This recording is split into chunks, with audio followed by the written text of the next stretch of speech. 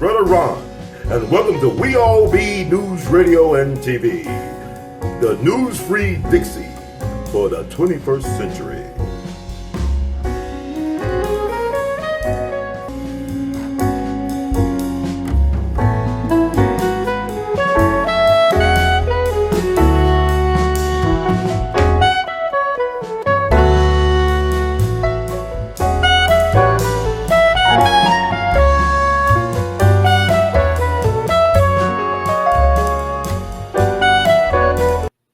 What's going on, you guys? It's your girl, Kara Dangerous. It's a special show anytime I get to be with my homie, Ron Hurd II. You better not say third. That's right. Unless you want to, I mean, we can work on collaboration on making a third. I'm just saying.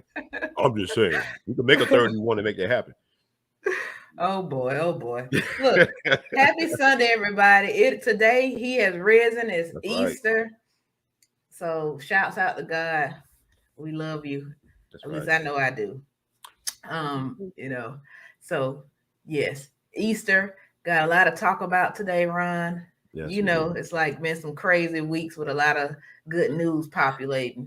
Yeah. Yep. I mean, is anything such thing bad thing as bad publicity? Is there such thing as bad publicity? Well, they used to say it wasn't.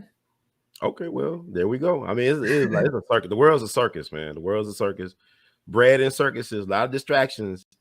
And it's overwhelming right now. I know that the days are moving farther along and the days are getting shorter.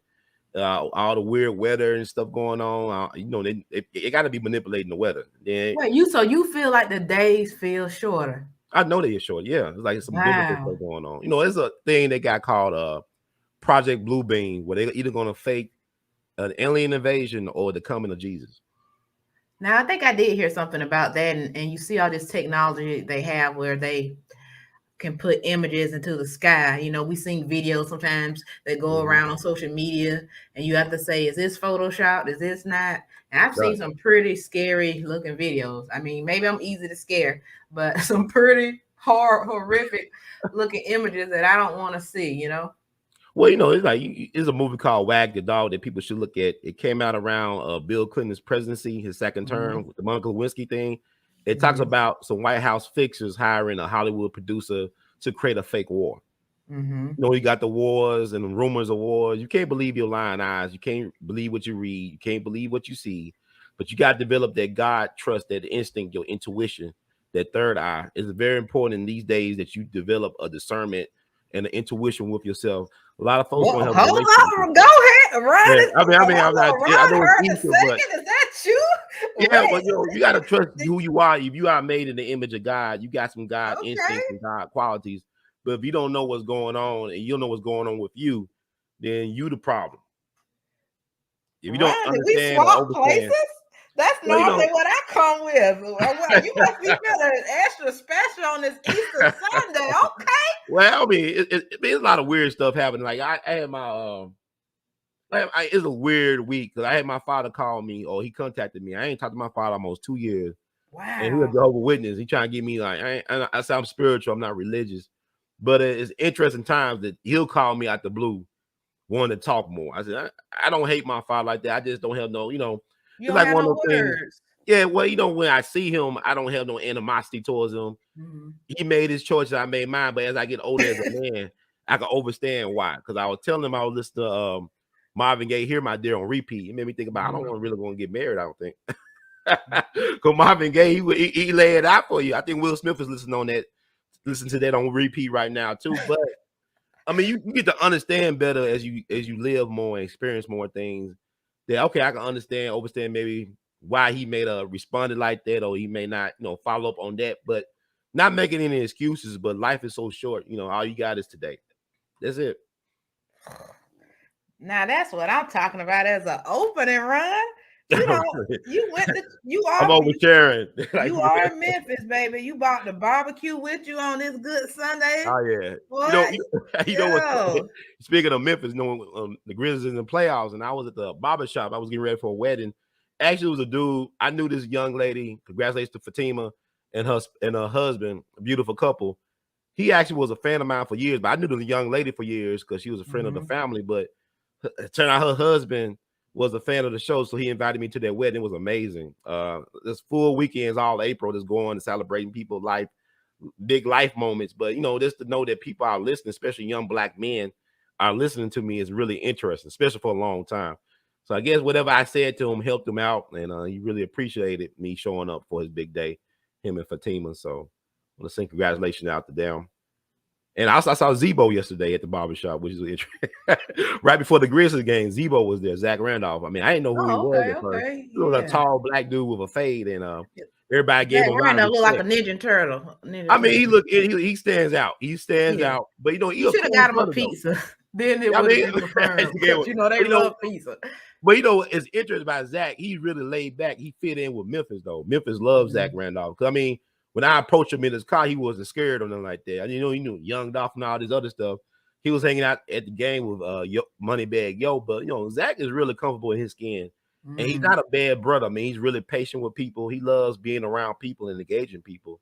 So I thought he was gonna be a good luck omen or a good omen when I saw him at the barbershop before the Grizzlies game. But they lost, but it's still in it because it's grind time. Grind time. Time. Zach. What's the basketball player you were just speaking of? He was a Zach Randolph Zebo. Yeah, he was a good player. I'm just joking around, but people do say he looked like a Ninja Turtle and all that stuff. He's like a bear sometimes. He got an interesting look. It's very distinctive, but he won't bite you, as far as I know. This year will be the 25th anniversary of the bite. With Mike Tyson and Evander Holyfield. And people come out the slap. I mean, if Mike Tyson could reinvent his image within 25 years and he's selling bite candy or bite whatever. Yeah, they look good. The cannabis gummies and based took a bite off the ear. Yeah. The gummies, yeah. And Holyfield, him, my friends now. They close. I mean, he bit the man's ear off and they close. Yeah, they cool now. I mean, come on, what's a slap then versus a bite? Yeah, yeah. Hey. You know what? We already got it flowing, but you know what, Ron? Don't get too crazy because I still gotta play the intro. We gotta let people know what they are so they won't get confused. And while the intro is going, I want y'all go ahead and like and subscribe if you haven't already. You already know what it is.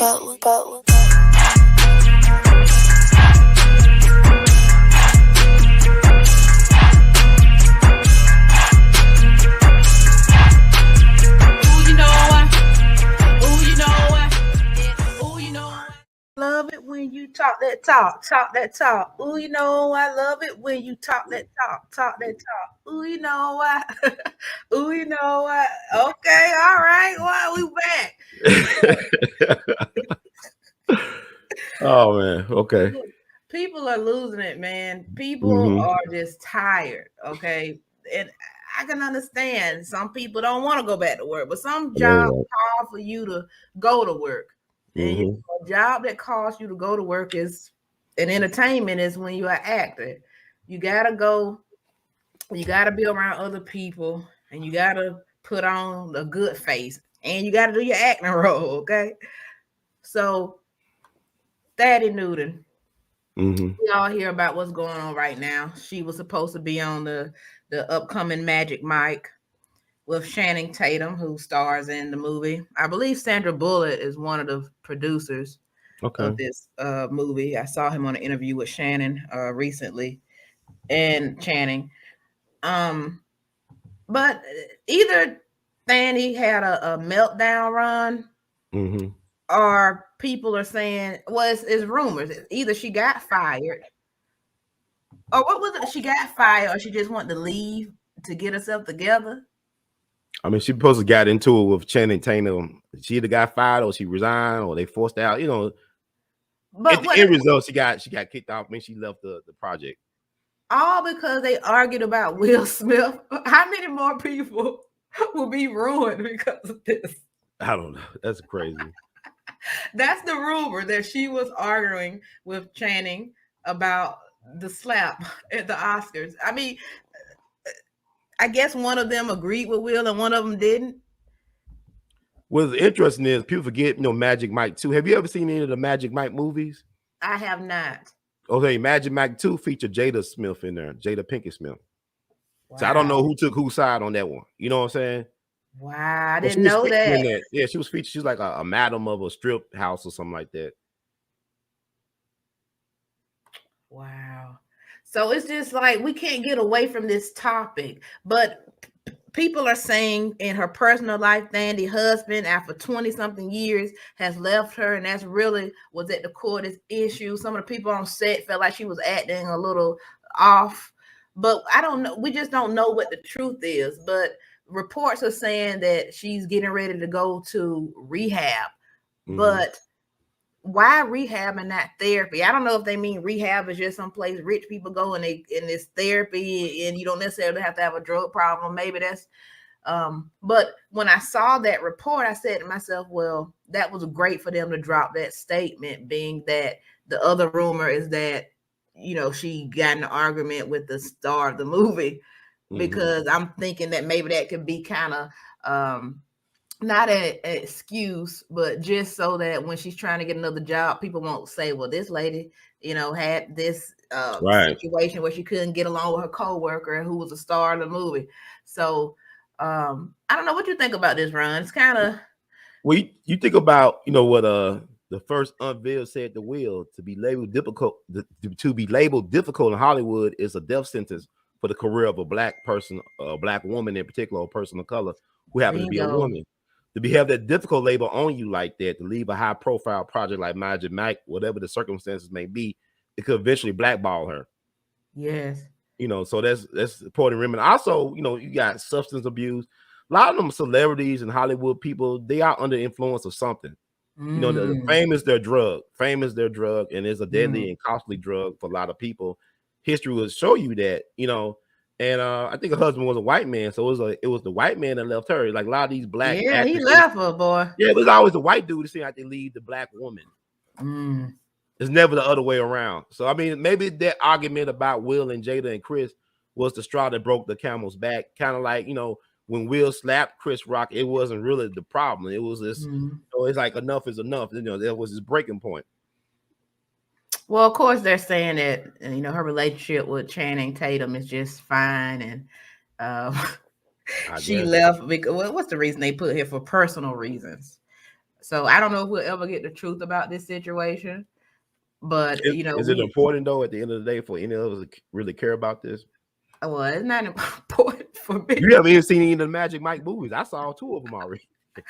Oh, you okay? We got a fan. I mean, it's about male strippers. I've been saying, like, you know, but you know, Channing Tatum is interesting because he's like one of them guys. I think he's gender fluid. You know, he go both ways. He talks about that, so maybe he could. You know, he's Team Jada because she so did. Far, She was in the always Magic only Mike seen. movie. Sorry, I've only always seen him with a woman. So yeah, he talked about his because he used to be a stripper back in the day. Before he got on, he was a stripper. You know, those strippers, they have interesting, you know, approaches to stuff like that, male and female. A lot of them, I heard a lot of male strippers are gay anyway. That's what I heard allegedly. Well, that makes sense. Okay, why it makes sense? I'm curious now. No. You been a strip club before, right? No, I don't. No, I don't. I'm not stepping into that one. All right, I'm not trying to set you up. I have never been to a strip club. You know, maybe it's something I need to put on my bucket list. Maybe go to Magic City. I've been to a strip club, and you know what? Is, you know, you see beautiful women, but the thing is, it's kind of awkward for me. I want to pretend like I'm cool in there, like everything's okay, but I just feel like I see somebody beautiful, and I'm like, I want to say, let me get you out of here. Let me get you signed up for school. Can you get away? You're too pretty to be in here. Yeah, that's what I really want to say. And then I'm not just gonna be in my money in there like that. Well, I had a friend, or a college classmate, but you know, she's good people, and she I remember she graduated from Washington University, whatever, and everybody knew, including people mamas knew, that she was stripping over in East St. Louis at the Pink Slip. And my thing is, when I first saw her, like a couple years after school, I was at, you know, unexpected place. I walked to you know, connect with another friend. She was outside the front entrance of these apartment buildings, and the first thing she said, yeah, you know, I be working at the Pink Slip. I said, damn, she owned it. Because she was a classically trained dancer too, very smart young lady, educated. But I mean, she owned it. But everybody was like, it was a big scandal for her to be working like that after college. But she had no reason. She had family issues going on and trying to save money, and you know, and she moved on from there. But she embraced that. She didn't let nobody shame her to think it was bad to strip. Hmm. Well, people have their reasons. I sometimes I think like it's a show. I believe it's on BT. Down in the Pink. I can't Oh, think of my hey, you talking about P Valley? P Valley. It's on Star. The lead Mercedes. That's my high school classmate. We actually went to junior high and high school together. Wow. Randy, I she looked forget good her for her age. name. She do all her actual stunts, but she always was dancing, cheerleading. Also, she's a creative writer too. She's very gifted in writing. Yeah, she's one of the baddest ones on there. She's the Brandy. biggest dancer on there. She can Except dance. Yeah. And I want to bring that show up because you have things like stripping that was frowned upon for so long. And, it's still looked at a certain way. But I wonder, when you make shows like that, does it somehow now make us stop looking at things like that as being something wrong to do? Because we're looking at it and we're sympathizing with, oh, this person may be stripping because they had bad luck here and they were just trying to get their way through this. And I had to catch my show when watching a TV show too. It's like, no, this is still not something that we should be glorifying, even if it's a story behind it. I just find it interesting because sometimes subconsciously, when we just keep seeing things over and over, we start to, I don't know if accept is the right word, but it starts to kind of soften the blow of it not being indecent anymore. We start feeling like it's okay to do, it's decent. Just like how people like Amber Rose feel like nobody should be called a whore. Well, I mean, whore, those words are in the dictionary. So it's somebody who are those things, who are those adjectives or so I mean nouns. So we can't get rid of that. If you feel what I'm trying to say here. It's the world's oldest profession for a reason. I'm talking about prostitution, but people always tell me I don't pay for it. I mean, we always paying. I'm gonna pay for it one way or the other. It's like, even if you my wife, girlfriend, or a stripper or a prostitute, I'm paying for the kitty cat one way or the other. There's no, I mean, people on this disillusion, like, well, pimps don't choose they hoes, the hoes choose them. Women, like my good brother saying it's called normalizing. Yeah, we don't want to normalize. I think that's the word I was saying. We're beyond that now, because you even look at with the alternative lifestyles, the alphabet community, how they put that in every show now. You got to have that twist. Even when I was looking at Bel-Air, the new spin on the Fresh Prince, I think it's a brilliant show. But then episode 5 came along. What's that about? It's like you try. It's like there's a form of systemic genocide and population control, and it's targeting black people. I ain't gonna say people of color. I'm saying black people, because black folks always think they got a friend. You got no friends. You got no brown friends. You got no yellow friends. If you're not a friend to yourself, you got no friends. So it's targeting black families. See, this is the problem with where we at now. I was at a wedding last night. All of them beautiful women single. Just gorgeous, highly educated, sophisticated. And the guys, we all afraid. We in the corner dancing among ourselves. The girls over here dancing with themselves. What happened in 20 years for us to get to the point that we're afraid to interact with each other? You know what? I mean, it's like the older women were cool with me. Like, I'm talking about women in their 50s and 60s. They wanted to dance with me. But the people my age and younger, they was afraid of me. You know what happened? What? Cuba Gooding Jr. What he do? What he do? This is what everybody's concerned that you gonna catch a case. Okay. Yeah. I think people are they're paranoid. Maybe it's not being paranoid, but everything is hiding right now. The sensitivity, everything. Yeah.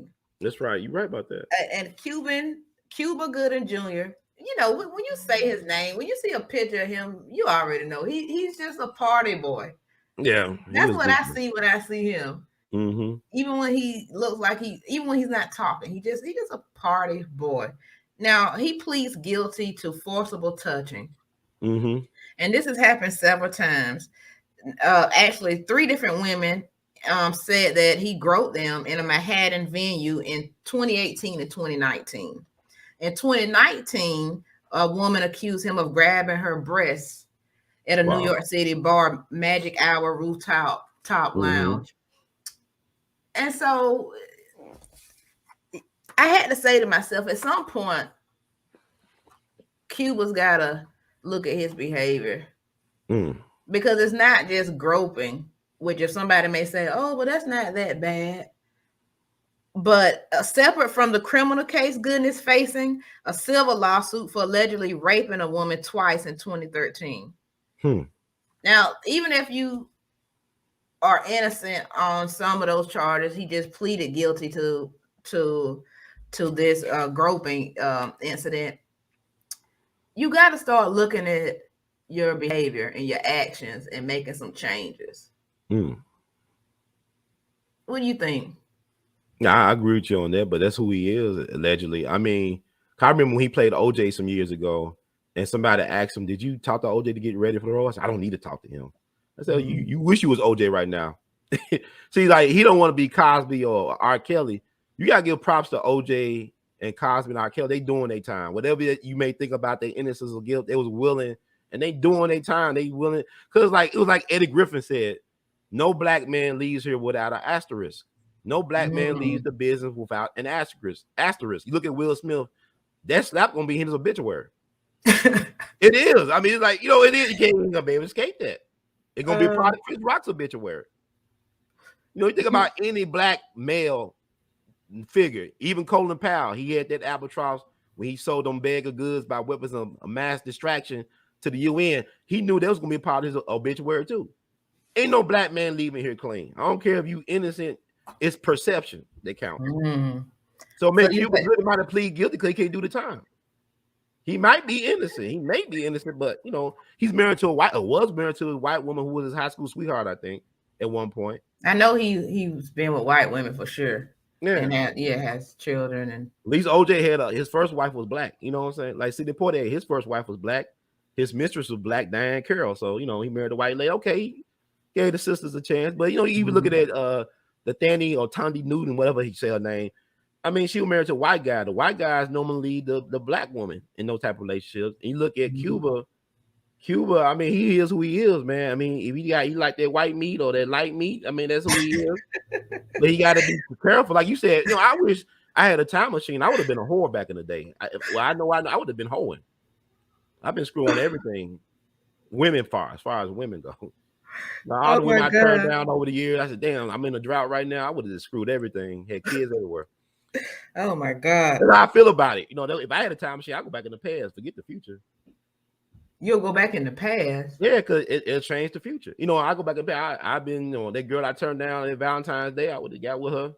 Could be. You have to be careful messing with the past. It messes up other little things. I've seen enough of those shows where they cross dimensions and those movies and stuff. You gonna mess up on something. One of your relatives gonna be dead that didn't die until like 30 years later just because you went back and dated maybe that it's girl. a good thing though. Maybe you tolerate family most of the times. Like you love at a distance with family. You can't help who you related to, but I can make a choice about who I screw.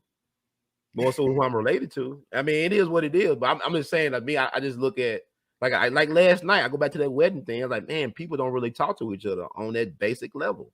Like black men and black women have allowed media, social media, and the powers that be to just break up our connection to each other. Well, that was already kind of crumbling, but I do agree on every level, whether it's man and woman, woman to woman, man to man, friendship, any relative relationship. Just being so addicted to social media and they market it to us like it's addiction. I know for me, it's like you wake up, you breathing, and you look at your phone. It should be, I would rather do prayer before I do that. And it's literally like a sickness, and you just gotta do it, or you just gotta do it. Right. You gotta pick up your phone. Sad, ain't it? I got that addiction. It's very sad. It's a problem. It's a real problem. We all need to go to rehab then. We all need to. I said no. Like rehab. But what is Cuba? Let's go back to Cuba. On the second woman said that he actually pinched a server's butt. Okay. After making a sexually suggestive remark to her at Tao downtown in Manhattan. So he's touchy-feely. Yeah. And it's just like a constant party. He would have done fine in the 80s, okay? Yeah, if he was a celebrity in the 80s, it would have been not that it would have been cool, but as for those days, it wouldn't have been a big deal until it got to this time, and then some white woman would have brought it up now. Well, okay, think about Cuba Gooding. Let's go to Gary Coleman then. Right, well, Molly Shannon. Oh yes, that shit. I mean, excuse me, that stuff is crazy. Right. And I mean, nobody should be trying to, force themselves upon you. But in actress Molly Shannon said that Gary Coleman tried to. He wasn't trying to necessarily rape her, but he jumped on her. I mean, he was 4'8", and she tall. See, Gary Coleman got a type. He like them tall white girls, maybe reddish brown hair, red. He got a type, so I'm sure that he was attracted. Molly Shannon, white women don't age well for the most part. I mean, she looks like, okay, don't look at her now. Look at her back 20, 30 some years ago.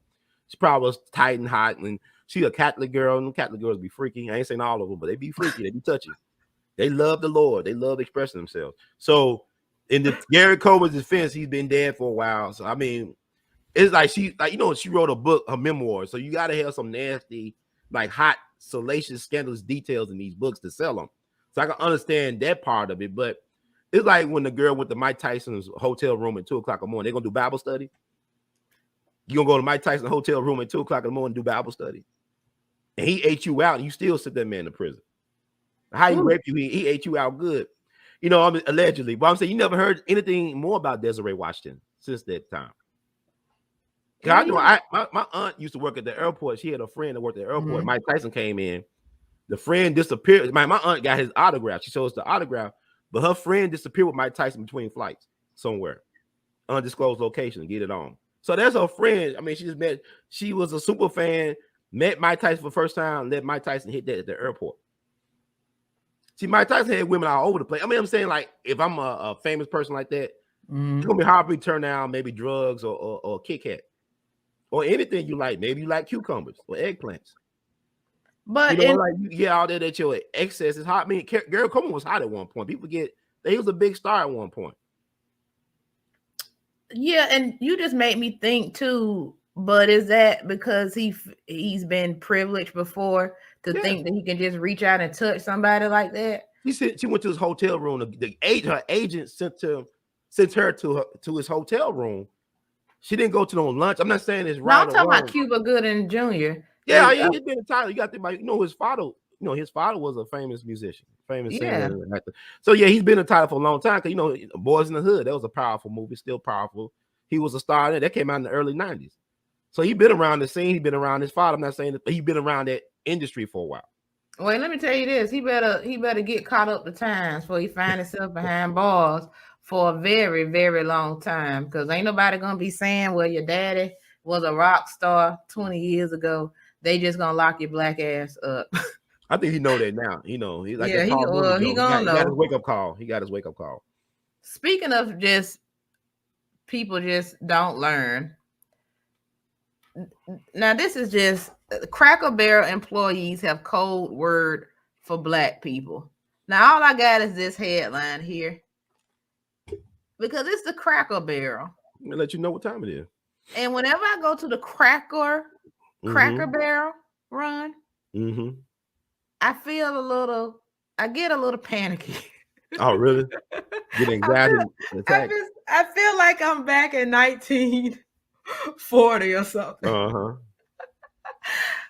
Okay, and I don't go there like that. So I mean, I've been there a couple of times, but I'm just like, is a hound after me? Do they know I'm free? It's just it's rocking chairs. I immediately feel like I'm on a plantation. I have flashbacks. Run. Really? You get generational trauma. Like singing the songs of the South and stuff. Yeah, I hear what you're saying. I went to Cracker Barrel a couple weeks ago. The food ain't what it used to be. Like every place, the restaurant, the food has went down everywhere. I don't care if it's fast food or a nice restaurant. Food ain't what it used to be. But it's funny. Remember, like back in the day when those Secret Service men were discriminated against, them black guys, Secret Service guys discriminated against in Denny's in Annapolis, Maryland. Remember that? That was back in the 90s, I think. They sued that Denny's, but black folks still go to Denny's. Yeah, I didn't black go to Denny's. Still go to a Waffle House. Because my friend told me about that. What about Waffle House? You know, black folks been harassed at Waffle House. We still go to Waffle House. I ain't never been harassed at Waffle House. But you know, you heard a story like the girl was in her prom dress, got thrown down by the police. I mean, the dude that saved those people at the Cracker Barrel, the black guy up in Antioch, I believe, near Nashville, basically. A couple years ago, the black guy stopped a gunner from killing a lot of people. He ended up killing some black people, I think. It was a white gunman came into a Waffle House up in Nashville back in 2018, and people got mad because people thought Trump should have congratulated him or recognized him for his heroism. Wait, so what am I not getting my waffle and I mean, I'm saying these are places where black folks love to go. Black folks love Cracker Barrel. We love to go where we hated against, or hated on, or discriminated against. Think about back in the day. Everywhere. It is everywhere. But I'm saying, think about back in the day when black folks try to integrate Woolworths and stuff. They spitting on you, throwing coffee and food on you. You just want to be with white folks so bad at all costs. See, number one problem with black people, we want to be with white people at all costs. That's our problem. It ain't nothing. I don't care about no data. You love white folks more than you love your life. This is why we get the stuff we get now. This is why we get killed by police. We get discriminated against in housing. We the first, last hired and the first fired because we love them more than we love ourselves. We should have a code. Like they got a code. They Cracker Barrel. They told you who they are, Cracker Barrel. The Cracker Barrel. Yeah, got a gun. Got yourself a gun. Cracker Barrel. Do you feel? Do you have a flashback when you go there? Not there, but I do avoid Dollar Trees. I had a very Dollar Tree. I don't go to Dollar Trees at all. Why? What happened to you? It was a white manager at one of these Dollar Trees that disrespected me and one of his employees. It was a good black guy. He disrespected us so bad. I wrote to the corporate offices. They never responded. So I made a blog post about it. And like years later, I get all this stuff from people that work at work at Dollar Tree. Tell me they do discriminate like that. Because there was a woman out in California, a black woman, a young mother that was killed at a Dollar Tree. It was weird because Dollar Tree didn't want to pay off to the family. She had a young son. It's something about, I don't know if she got killed on her off day. It's like some weird stuff. They trying to find a technicality for. But places like that, they don't deserve my money if they don't respect me as a person. Yeah, I didn't go to dentist for a long time because I think it was when I was in Connecticut. Somebody was telling me, "Oh, we can't go to dentist because of blah blah blah." Okay. And I had never heard of the reason before, unless I'm tripping. But so I didn't go, and I think I was just out with some family, and they just picked to go there one day, and that was the first time in a long time. But yeah, so I try sometimes. But it's literally just so many products, so many companies, so many places that don't like black people. So I think we have to, it would be impossible to just block out everything. We have to try to get different things changed and, fight for things when we can fight for them. It's like, to me, it's like a lot of wasted energy, though, like the Alicia Keys song, Wasted Energy. Because like we always fighting for inclusion rather than fighting for ourselves to be comfortable with who we are, to create our own safe spaces and places of inclusion. So we always talk about, black folks use this word diversity like it's a good thing for black people. The term diversity is not a good thing for black people. It means, Ron, I have grown to hate the word diversity. You don't understand because it's such bullshit. Yeah. These companies use the word diversity and inclusion. It really makes my ass hurt. I just hate the word. Human resources too in a lot of companies is a bunch of just BS. It's just all BS just to make things seem well. They just really smooth things over. We're really never fixing anything. And I was just having this conversation with somebody. And then when you do have black people that they want to move along fast, it's always the jiving, kiss ass kind first. But then when they use inclusion and diversity together, then I've talked about this before, they're gonna pick white women first if it's a situation where they worried about women. Oh, let's promote women. It's gonna be white women first. Yep. Every single time. And what group benefited from Affirmative Action more than anybody? What group benefited from Affirmative Action more than anybody? Well, let me say this, and then when it is a black person that's chosen, they got a white spouse. Right, like the Supreme Court, like the Supreme Court. You can't make this stuff up. It's a code, you know, like you know, you look at like, white women benefited more from affirmative action than any other group, but yeah, black folks are the targets of you know, getting hated on for that. It's like, even look at the Supreme Court. I mean, all of them, even Thurgood Marshall, his second wife, I believe, she wasn't black. I don't think she identified as black. You know, so it is a code. It is something they go by. And my thing, black folk, we kind of weird. We so emotional. Like something wrong with us because like we so, you know, oh man, she black. I mean, she might not be good for us though. Right at this point, how can you trust anybody? Like at this point, I don't care. Well, they out here making clones. So why would I trust you just because you got the same skin color? It ain't gonna work. And that you be the could worst be a puppet. I tell you, some of the biggest problems I have with bureaucracies are black women as gatekeepers. When I go, you know, whatever it be, state bureaucracy or anything, going to the bank or DMV, be some black woman will give me some hell. Grocery store, black woman, hold up the line. She, you know, she cashier. I mean, you know, it's just like, it is so weird. They weaponize black women to undermine the black family. And a lot of black women don't know that. They you know, I look at the women yesterday. They successful in their careers, but they lonely as hell. Yes. Got no man, got no kids, got no family. Because they told you, society said, forget the family, black woman, go get you a career and all this other stuff. Okay, we got no family unit no more. Black men, you don't need a man. You know, what other group of women been told they don't need a man? What other group? But black women. Even white feminists know they need a man. They know they need some type of patriarchy. And black people complain about patriarchy. We never been allowed. Black men have never been allowed to be in much control over their families in the system. Well, look, you're saying a lot, which reminds me of actually our next topic. So let's get to it since you kind of segued into it. Cam Newton, he was people were saying his recent comments on Barstool Sports $1 Million Worth of Game podcast were sexist. Now, there were some people on Twitter who didn't find a problem with what Cam Newton said. They they just felt like people were being sensitive. But of course, when we read the headlines, most, you know, they tried to make it like it was so many people against Cam Newton. So I'm going to try to play the audio to that. Hopefully YouTube won't block it. But I just want to say before we even watch it, we have to, it's a thin line with celebrityism, because when can people have their own opinion about anything? You don't have to. It's just like nobody's ever gonna be satisfied 100% with anything that you say. You know that Dave Chappelle Ja Rule joke about 9/11. What did Ja Rule think about this? You know, right? Okay, Ja Rule was hot back then, but why would we care about what Ja Rule think about 9/11?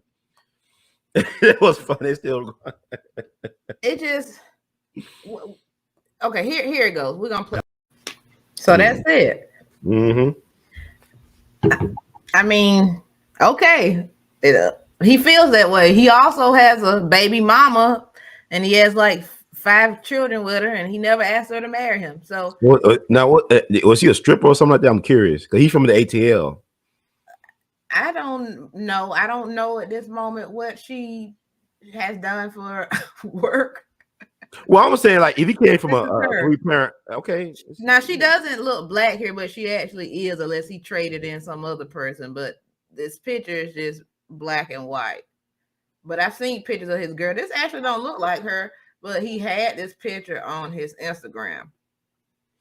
My thing is, why did he marry her then? If she was good enough to have kids with, he came from a 3-parent household. He came from a functional family home, it sounds like, but why did he marry her? Exactly. So it's just like, I wouldn't even let his comments bother me. For all the people who let it bother them, you got to look at the source. I mean, some of the things he said, I mean, it wasn't that bad to me, you know, so that's his opinion. But you're not even a good example of the family that you said you came from. I totally agree with you, Ron. If you see the perfect example is not gonna be to have. I mean, this guy at least has over. I know he got over 4 children with this lady. Okay. And he's been with her for a while and no ring. That's So you really can't tell me nothing about because you know what, your girl, you make her look like a fool for catering you and don't have no damn ring. Well, I'm reading it said Kia Proctor is that name, first gained fame as a dancer under the name Hazel at a Washington D.C. strip club. Well, that She probably is reportedly her. met Newton after she moved to Atlanta to work as a party host and pursued a modeling career, and the pair began dating in 2013 and first appeared together in public at the Kentucky Derby. Yeah. So you don't remember Paul George? He was engaged to Doc Rivers' daughter. I know Paul George. Yeah, you probably know. But I'm saying, you remember, like, he got into an entanglement with a stripper down in Miami. I did hear about that. And they said he offered her like $1 million to abort the baby. But she said, hell, $1 million? If you want $1 million, this baby's worth millions. And I'm marrying her. You know, broke up. I guess Doc Rivers' daughter broke out the engagement, or he did, or whatever. And he got with her. I mean, you think about Adrian Peterson, the great football running back. I mean, a lot of his baby mamas are what, strippers, or some of them, or one of them.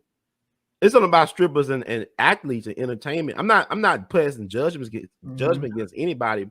I believe Cam Newton's father is a minister too. But you know what? It's because athletes, they like fantasy women. They go after their fantasy. They have everything that the fantasy wants: the money, the cars, the fame. So, because they can live that life, they go after that. I think he may value what his parents did, but he ain't doing it. I mean, he make sure he's a grown man. He got free will. Like them suits he be wearing, it's free will. Nobody forced him to wear them suits. Yeah, because Westbrook, I don't know what the hell going on with them suits.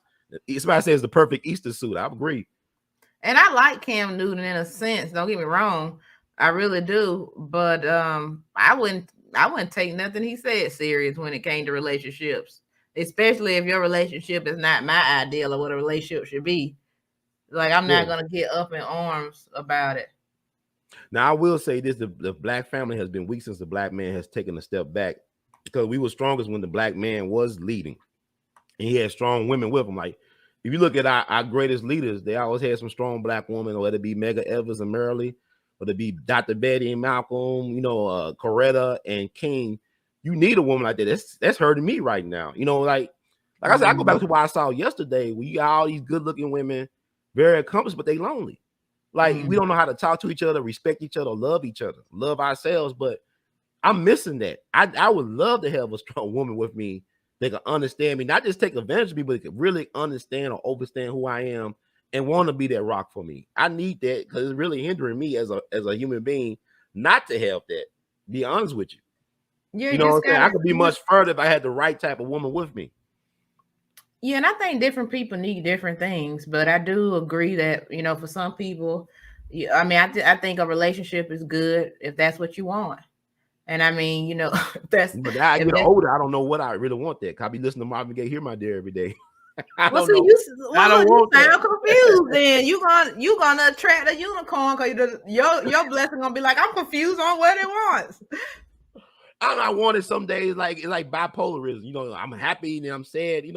I don't know. It takes a lot. No, at a certain age, to learn people, to try to learn people.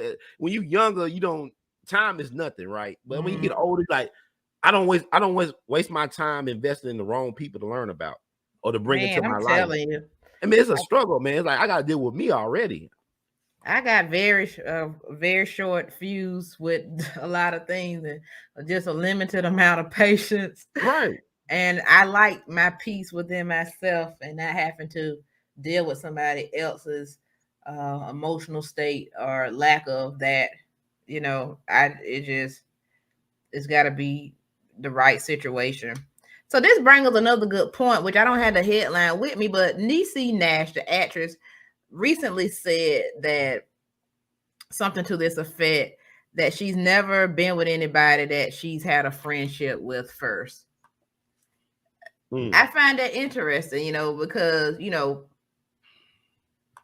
well, here it is right here. Here's the headline. People talk bad about one night stands, Ron. But is it bad to give in to that sexual energy of a person? Because then sometimes that turns into the relationship and the marriage, right? Yeah, it's possible. It's people been love at first sight, as they say, or one night stands turn to a 50-year entanglement. Mm-hmm. You know, it's possible. I don't see. My thing is Niecy Nash. She's from St. Louis. I love St. Louis women. They different. Mm-hmm. No, it's not about Midwest women, but St. Louis girls, they a little bit cooperative. Some of them a little bit crazy, but they cooperative. Mm-hmm. And I get where she's coming from with that, because I don't know. I think it's really hard for men and women just to be considered friends. Sometimes you think in the back of your head, this could set off in the right circumstances.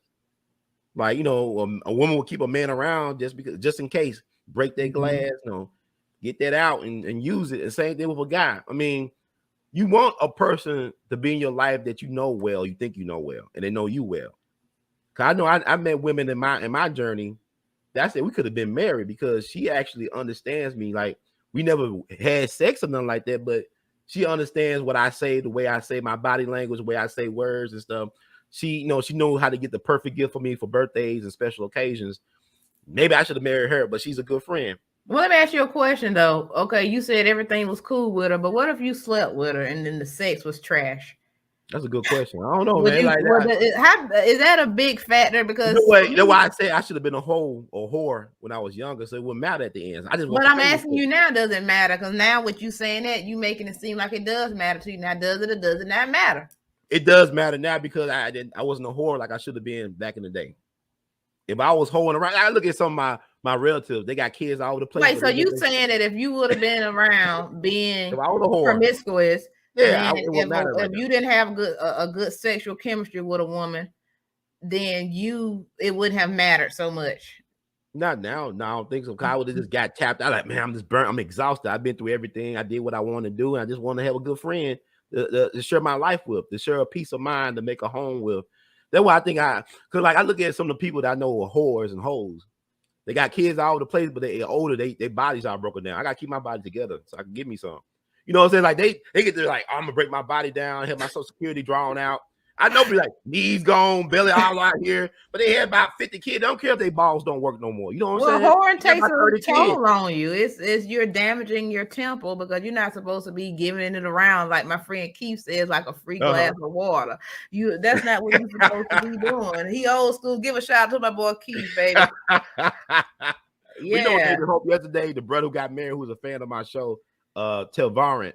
He's 42, so he found him the love of his life. They're like they gonna be happy together, hopefully for a long time. But he's 42, and people think that's late for a guy. I mean, I'm in my 40s now, about to be 42 next Saturday or this upcoming Saturday, and it weighs on me. I'm like, damn, I just got this out the way. I got to be looking for love. I could mess up my kids, raising them wrong and stuff like that, but at least I would have got out the way. I would have been a grandfather. I know people my age, they grandfathers and grandmothers now. That's crazy. You know what I had to admit to myself, and I'm gonna start being very honest on this show. Well, as much as I can. I'm already honest, but for some people, sex isn't important, and I get it. They want to say you grow and you get more mature, and sex doesn't matter, and your libido slows down. Forget all that. Yeah, I don't know. If the sexual chemistry ain't right, I don't want you. I don't give a damn how immature I sound. I would just admit that today. Okay, so clap for me, Ron, because I don't give a damn what nobody else say. For me, it's very important. And if it ain't working, if everything ain't going together right, if the roller coaster ain't on the tracks, if the train ain't left the station, baby, we ain't gonna be able to do it, baby. All right, we ain't gonna be able to make it. I'm sorry. No, I agree with you on that one. I'm just saying, if I had got it out my get that off my chest for a long time, Ron.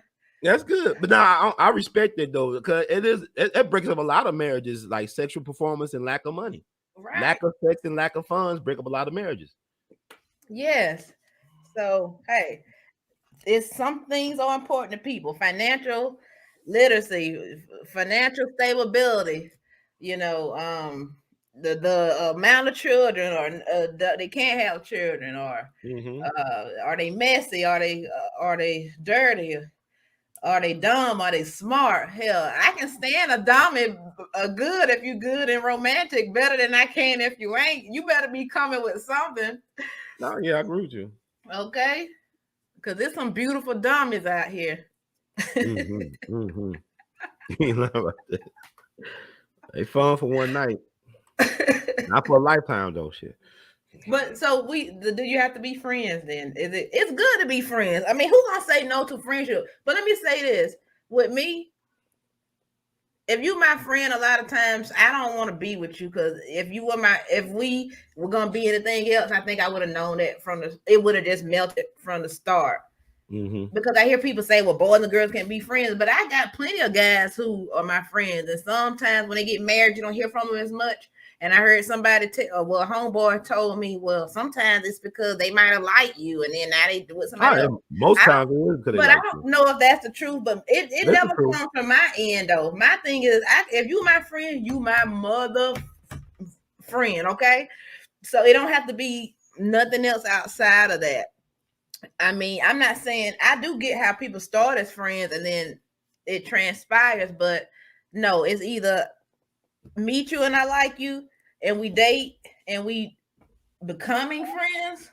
Mm-hmm. But it's for me, I can't remember a time where it's ever been we just been friends and then this happened. I don't know if you meant friends as in dating friends. I'm confused.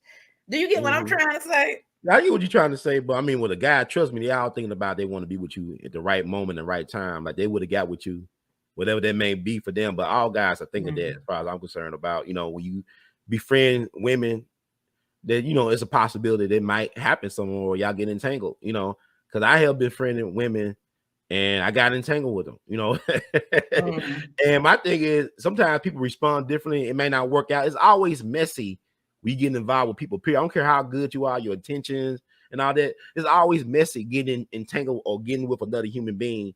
As far as relationships go, it's never a happy breakup. You know what I'm saying? No matter how well you try to do the breakup, people's feelings will get hurt. But my thing is, I could still be friends with women after we got entangled, years ago, and have no problem with it. But some women do have problems with it. So I just never had a friend that it would have to be a situation where I liked you in the beginning anyway, and I'm just pretending to want to be your friend when I want to be something else because it's never been. I just no. For one thing, I'm too blunt for that. I would have been said, "Hey, I like you" or something. I wouldn't. It wouldn't take me unless I feel you. I guess some people maybe it bloomed into this, but I haven't had that rose bloom. Well, maybe if your friends act like Gary Coleman, been a little bit more aggressive, or Cuba Gooding, they might have got something. They all sitting back too nice and stuff. That was my problem. I was too nice. Women would just have their Kit Kat ready to purr. And you want to pat my Kit Kat run? I just gotta go home. I gotta do my homework. All that bullshit. I messed up my life. I want a time machine. You ain't have no game run. That's what that was. I got let so much Kit Kat go by me. You couldn't peep it. But I was raised like to be afraid of Kit Kat, like it was the vampires. Man, I was like if I had got that out the way, I'd be better off as human. Okay, this is my girl. She got about 4 kids. I got about 20 kids. We good. We can get married. We got that out the way. That's why I feel like I'm punishing myself at 42. Like I gotta be like Jackie Rock. I gotta get all this stuff right. Get the testosterone up and all this bullshit. My uncle, he let himself go. He already had about 20 kids. He don't care if his balls don't work no more. It's too much pressure on me. My mama told me, you want to get married? I said, I don't want no. I want grandkids. We got 2 other kids. Hell, why they can't give you no kids? There's a lot of pressure on me. Well, Drew one said no one should need game. Well, when I say game, I'm saying that Ron didn't see the clues. So to me, I'm saying he ain't have. I didn't have my father. You know what it is? He didn't have he couldn't pick it up. Like you got to be able to pick up when somebody trying to put it down, or you gonna miss out. And now he's sitting here now crying, talking about some. He would that he would have been. You sound like Toni Braxton when she said, "I wasn't able to live my life because I was on tour with my sister." Yeah, she tell the truth. Like Michael Jackson. Where my childhood? Where my Kit Kats? Where's my Kit Kats? God dog it. But I mean, it's interesting though. I mean, you live and learn. And somebody said you don't run, you still young. It ain't over for you. God got my paternal grandmother's father. He had her when he was like in his 60s. He had like 10 kids late, allegedly. I don't know. Mama's and baby, daddy's maybe, but but he had 10 kids late. He died in the 70s during the Great Depression. So maybe I'll be one of them guys that have them late. I don't know. God got a funny sense of humor like that. I don't know. But it's interesting. look, since we speaking on touching and all types of stuff, let's bring this guy up from Florida. He's getting on a lot of people's nerves. It's the governor of Florida, Ron DeSantos. I like his last name, DeSantos.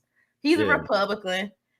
He's always in the news or in the press doing something. But recently, he's banned 15-week abortion. So you can't get abortions after 15 weeks, no matter if it's rape or incest. Now, Ron, I have to be honest with you, being that I'm such a highly opinionated person, I've said to myself, and I've said, Kara, you need to get firm on how you feel about abortion. But to be honest with you, Ron, I don't know. All I can tell you is I wouldn't want to have an abortion. You know, but if it's rape and incest involved, now that's something where I'm like, okay, now that's serious. And I'm so confused because it's like, is it murder? Because you are getting rid of a life. But if you're okay with that and committing that, then okay, maybe you should have your own choice to do that. Without putting rape and incest in it, I wouldn't want to have an abortion. But I also have never been put in a position to have to make a decision like that. Right. So that's why I'm just like, I don't know. What are your thoughts on this? I mean, 15-day no abortion rule. It's complicated because I am pro-life, but we're in a system that's pro-death. I mean, the system like this, abortion in a way is a necessary evil in a system like this. But I'm pro-life, even with the incest or rape thing. A lot of us would not be here without incest and rape. I'm be honest with you, a lot of us would not be talking right now if it wasn't no incest or rape in our family tree. When you say incest, it makes me feel sick. Ugh. I mean, it is what it is, but I'm just being honest. But no, I don't agree with abortion at all. I think that if you're supposed to be here, you're supposed to be here. And it is what it is, you know. But at the same time, I can understand. I know it's women that I love in my life. They had abortions. I don't hate them for it, but they regret it. A lot of them do regret it. Because maybe that was their only time to have a child. Because since they had those abortions, a lot of them never had any other children. I know a woman who had an abortion and it was twins. They got aborted. And I don't hate her. I love her. You know, I love her. You know, she good. She did what she had to do. You know, but I don't make it like no scarlet letter for her. But I do not agree with abortion. I think a woman should tell a man that she's involved with that. You know, she's thinking about that. If she got a child, if she got pregnant by this man, she should let him know and get his input as well. But you think about somebody like Fannie Lou Hamer. She was the last of her parents' kids. She was number 20. She was number 20. What if they had aborted her? And then the state of Mississippi, they sterilized her without her consent. She wanted children, biological children, but they sterilized. It was known for back in the day, sterilizing black women and poor people back in the day. All these states in the country, like 21 states, I think, were going around sterilizing women, in particular black women. So think about what they're doing now to the black family. The black family has been splintered by the system, and yet we pointing the fingers at ourselves. It's like, well, I tell people like Dr. King, you know the gun that killed Dr. King came from the FBI, right? And if you know that, why you keep on thinking that James Earl Ray did that by himself? If he did do that, if you got the system compromising the integrity of your family unit and your organizations, how can you really win in a system that wants you to fail every time? Especially like black folks will get married more than anybody else back in the day. You had more married black families than anything. But yeah, after the so-called freedom movements and stuff of the 60s and the 70s, the free love stuff, the black family has been splintered. Well, let me say this. It's like someone, D.D. Jones, said, either way, it's a woman's choice, abortion. But what if, okay, they got rid of abortion, but with getting rid of abortion, if you were their father, they put in place laws where they made sure that you stayed around or made sure that you did give that child some more money. It was more fines and more regulations for having a relationship if they got rid of abortion. I wonder, would it then be easier for, I guess, men to say, well, like for you, like, would you change your mind then? I mean, I don't have a problem with, You know, Judge Joe Brown always say, you know, black men pay more for child support than any other group of man in the country, but yet we the problem. They blame us for everything. Turn up. You know, like my thing is, I'll be proud. I don't want no problem having no kid. It's always kids and death has always been an inconvenience in life. You know what I'm saying? Children and death and taxes always been an inconvenience, right? You shouldn't have to have the courts to force you. If you can lay down with that woman, you know the consequences of your actions, especially not using any type of so-called protection. If you lay down with anybody, you can't be ashamed to be with them in the public, in the daylight. You know, that's how I look at it. So you got to choose wisely, because biblically, when you lay down with somebody, you are marrying them, supposedly, from a biblical sense. Exactly. You know, so you got to be careful. It's like, you know, my thing is, you should not use abortion as a birth control tool, because it's going to destroy your womb. It destroys your body. So the women, really, no woman should be thinking about having an abortion. Yeah, I know people talking about it's a women's right. That's the problem. See, a lot of white women did not want the right to vote. You understand? Like a lot of the wealthy, elite white women were okay with being the power behind the throne. See, it goes back what Cam Newton would say. Sometimes you got to play the back row, but you have more power. It's like even with Dr. King, Coretta had a lot of power. Well, we never heard from those white women. All we ever heard from was the ones that wanted to vote. Where those quiet white women? Yeah, but these were lesbians and stuff. I'm just saying, you know, think about it. The ones that didn't care about the vote, they were married, they happily married, they had wealth, they had power, influence, and affluence. The ones who wanted to vote, a lot of them were lesbians. Well, then it would seem like to me, I'm just saying, I ain't knocking that, but I'm just saying a lot of them were single, they died spinsters, they were spinsters. I'm sure they had a house full of pets and all that stuff. Well, let me ask you this. We know this, he bans 15-week abortions, the governor of Florida. But this is his family right here. Right. Okay. What if this is going to sound harsh, but if his wife was just raped, right? You think, and she didn't know until, well, I don't know. I guess she would go get a checkup, but let's just say, and she needed to get an abortion. I wonder, would he feel different about it? Because when you make a decision like this, you have to think of it in that way, right? Because it's such an important decision to make for so many people. Look at his children, you know, and it'll be like, you don't want to see this child who was born out of rape. What if you have the child and then you hate the child? Because every time you look at the child, you see what happened to you. It's possible. Why adoption is a great option to give it up for adoption. But is that fair either? Because then the child, I don't care how good somebody take care of a child, there's still going to be a space missing in their heart when their real parent isn't there. No, well, shout out to King BJ. I see you in the chat. Well, I would say this. I was on a date recently. It was this female, she was cool. Her first child was a product of a rape. And now he's of age now. He's in his early 20s in college. It's like he's a good young man, and he's asking questions about who his father is. I said, you should tell him. I said, no, I'm not. I said, I don't understand, but okay, I'm gonna step back from that because we on a date. I don't want to but the fact that she was willing to have the child, even though she was raped, says a lot about her anyway to me. But then she don't want to tell the child the identity of his father as a grown man. He needs to know that. You decide to already have him, I think he has the right to know. Well, see, at this point, this would be where I wouldn't even want to have a child at this point. Okay. Then I would then be thinking of abortion in that case. But she did. I wouldn't have to deal with all that and then having to tell this bastard who raped me. No, it's see, now it's getting, and I don't know. And then some people may say, well, that's just how life unfolds for you. And then I don't know. I'm saying, like, okay, I'm just saying for him, he may start a family in the near future and stuff like that. You got to know your roots, because a lot of us don't know who we are. And I know people like, well, that person's last name is Thomas, like you. That y'all got the same type of nose and cheekbones. We're not related. How do you know? You know your trees like that? You know your roots like that? I go to Saginaw, Michigan. I got a cousin who got kids. He was a rapper back in the day. He was a innovative trap rapper back in the 90s, whatever. Man got kids and seeds all over the place. Well, if I go back to Saginaw, I'm interested in this young lady and find out that she's my cousin. What I'm saying? We got know. It's a woman. It's a story I saw on YouTube about a woman that lived in Maine back in the 19th century. This lady, when she was a kid, she knew this old lady, but she had a tragic story. She went away to work at the factory in another town in Massachusetts. She lived in Maine. Got pregnant by the manager. She was like 14 years old when she got, when she had the baby. Gave it up for adoption. Then years later, she never married or anything. even though she was beautiful, ended up in her 30s, reconnected with a young man that came to a town to work, found out that was her son, her biological son.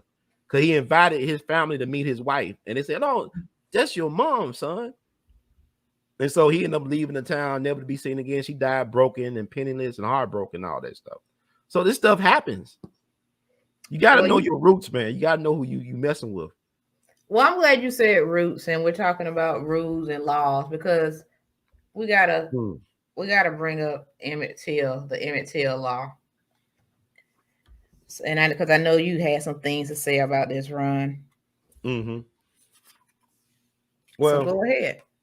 My thing is, it had Ida B. Wells' great granddaughter up there by Biden. I met her a couple of times. Michelle Duster, shout out to her. She think I'm in love with her. I'm in love with your grandma, your great grandma. I don't care. I mean, no disrespect to you. Oh my God. If I could get stem cell research done to bring Ida B back, or a time machine, I would get in there. You wouldn't exist right now, Michelle Duster, if I got back in there. Oh my God. Anyway, but I think it's sad that the Emmett Till bill is really not about Emmett Till. Now, I knew a brother Alvin Sykes from Kansas City. He died last year, and he really was the architect for the Emmett Till bill, because this dude was an unusual cat. He had one of the greatest and sharpest legal minds in the country, but did not graduate from high school, let alone college.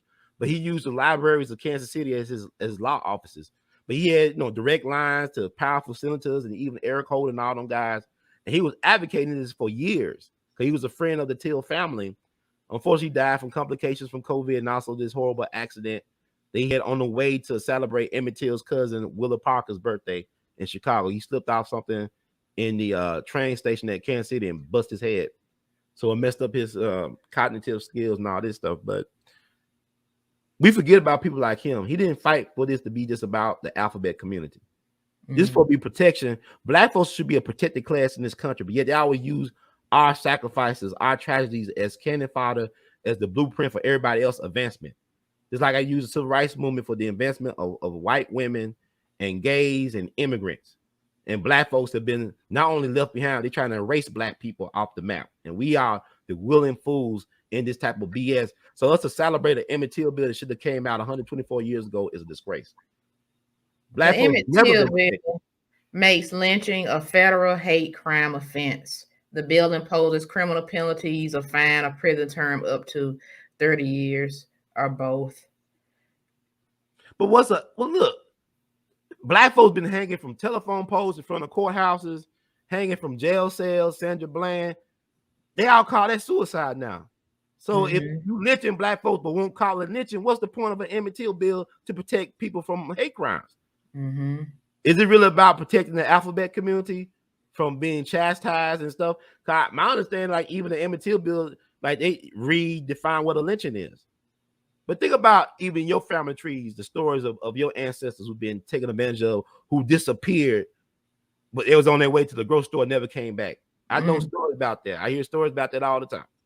So all the hell we call as black people, this the best y'all can do is a picture perfect moment, supposedly, and this lip service to BS.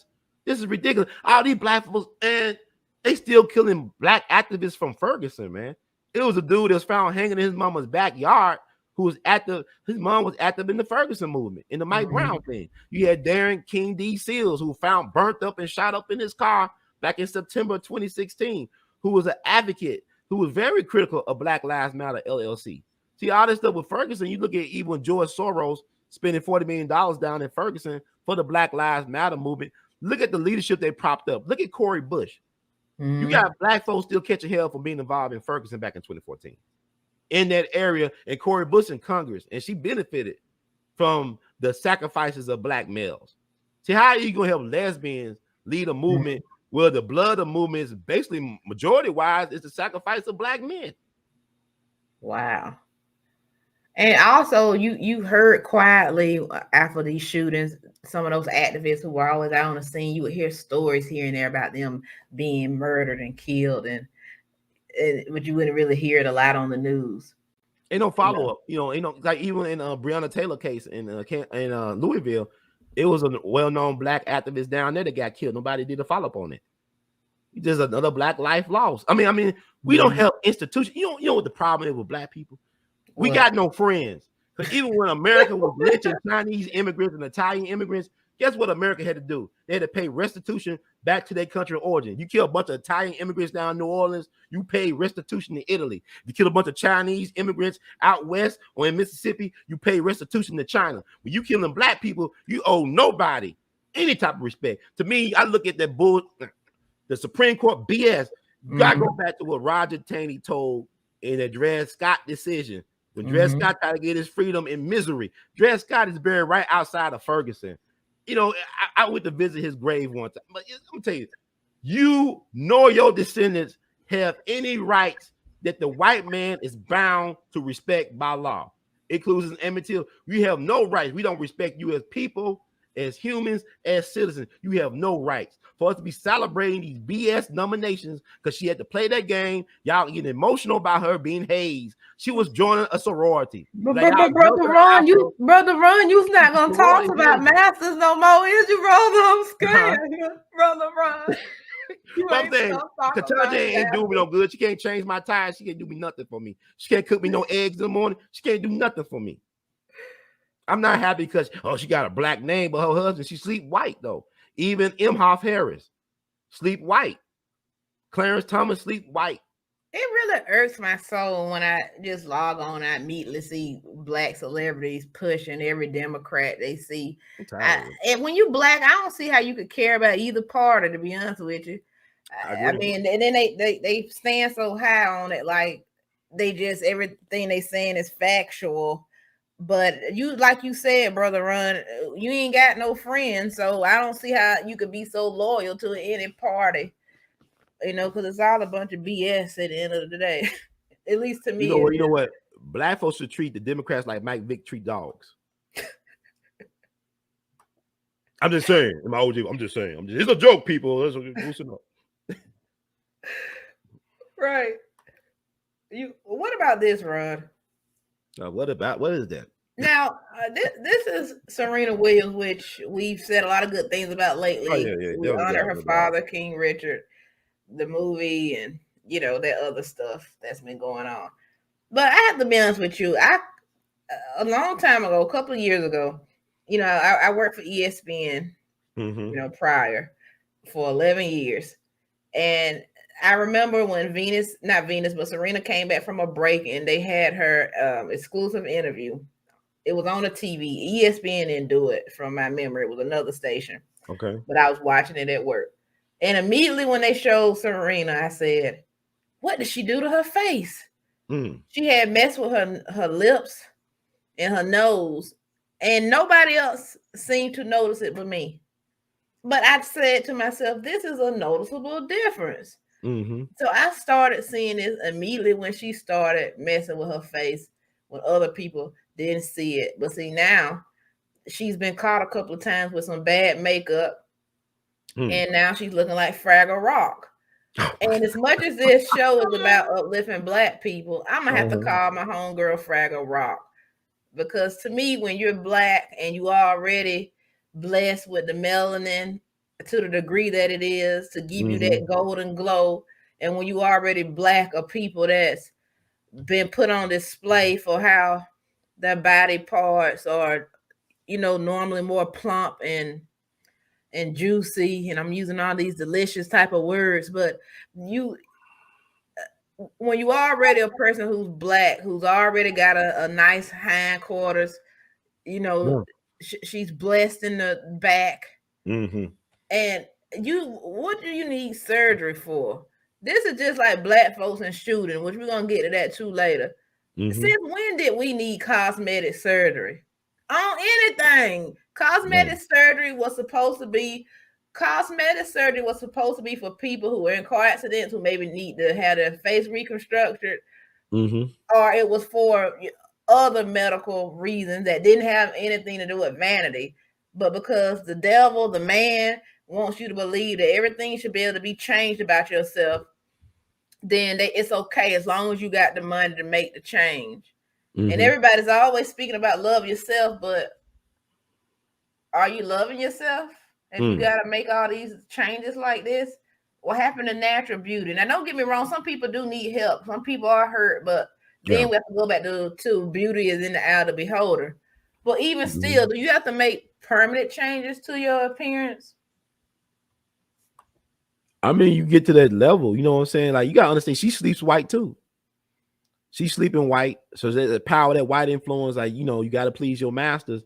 And I'll say this about Serena and Venus. I mean, 20 years ago, I applied for a grant, Wrigley gum, whatever. They were sponsoring it, and they gave it to me, and they sent me like, you know, $1,500. I was a college student about to graduate. They sent me $1,500 and an autographed picture of them.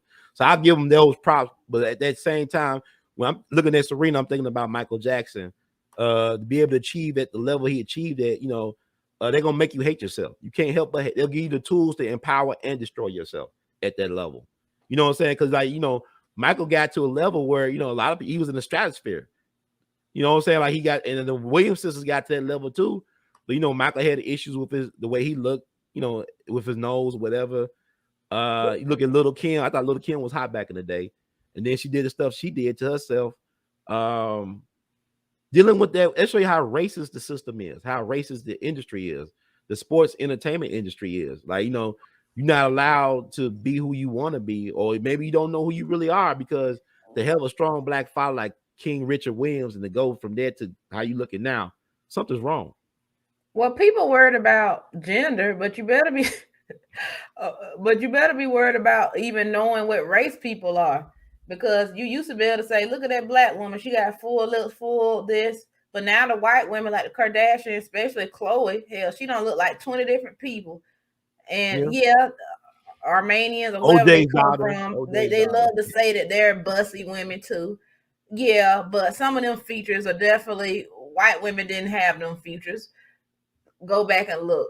They predominantly had, you know, small buttocks, you know, not large, and, you know, smaller breasts. Black women and black men, you know, biologically have, you know, bigger body parts and anatomy.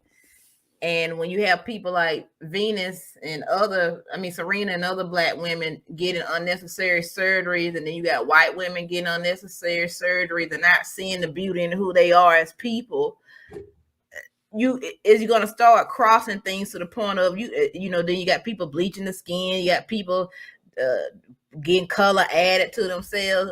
Who is going to be who? Then it used to be beautiful to see people all over the world to say, oh, that's a Japanese person. Oh, look at this person with the wooden shoes on. Oh, look at this person with their culture, and, you know, they have a dot on their head. Oh, look at this. But if we all start trying to just be one thing, or this one ideal of what beauty is, that's what gets you in trouble. When you want to see, it's all, you can't have one or nothing. That's one thought, you're gonna have a problem. You really, that's not, to me, really, that's not freedom. People looking at it as freedom, but it's not freedom. It's setting us up for destruction.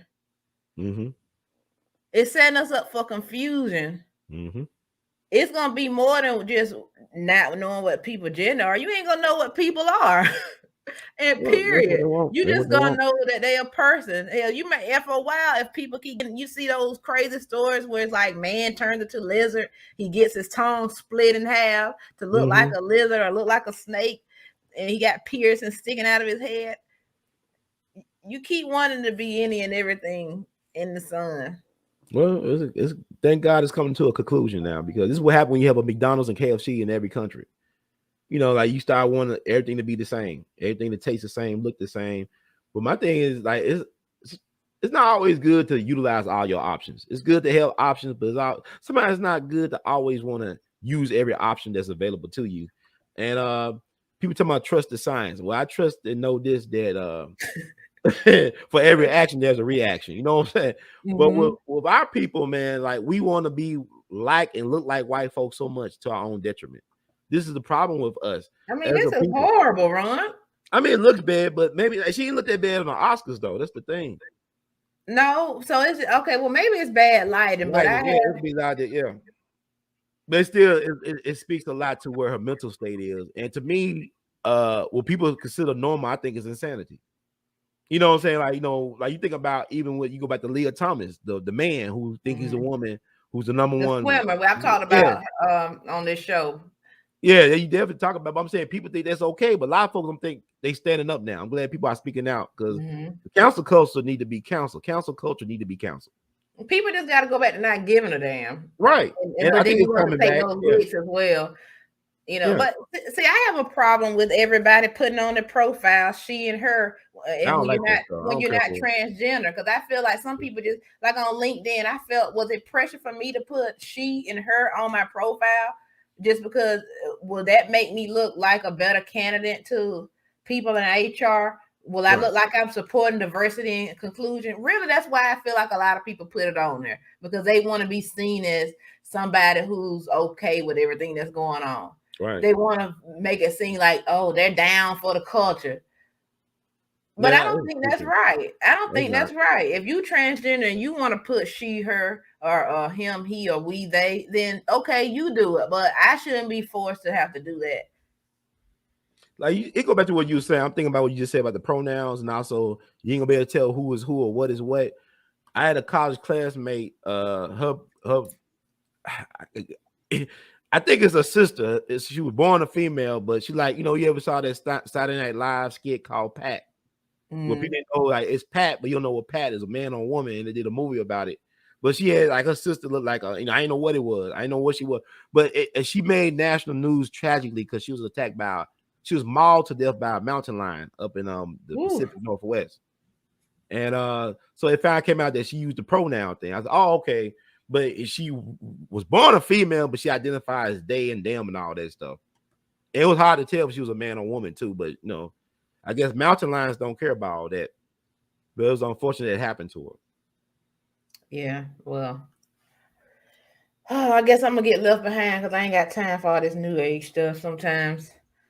But hey, moving on. Hey. I have to say, are we desensitized to all the shootings and killings? I just want to say, I think that I am. Now, this guy right here, he just looks like he's over life.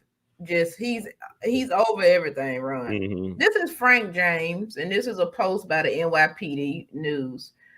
He was a person of interest in the shooting that took place on the N train in Brooklyn a week ago. Now, back in the day, you would have said black folks don't do crimes like this.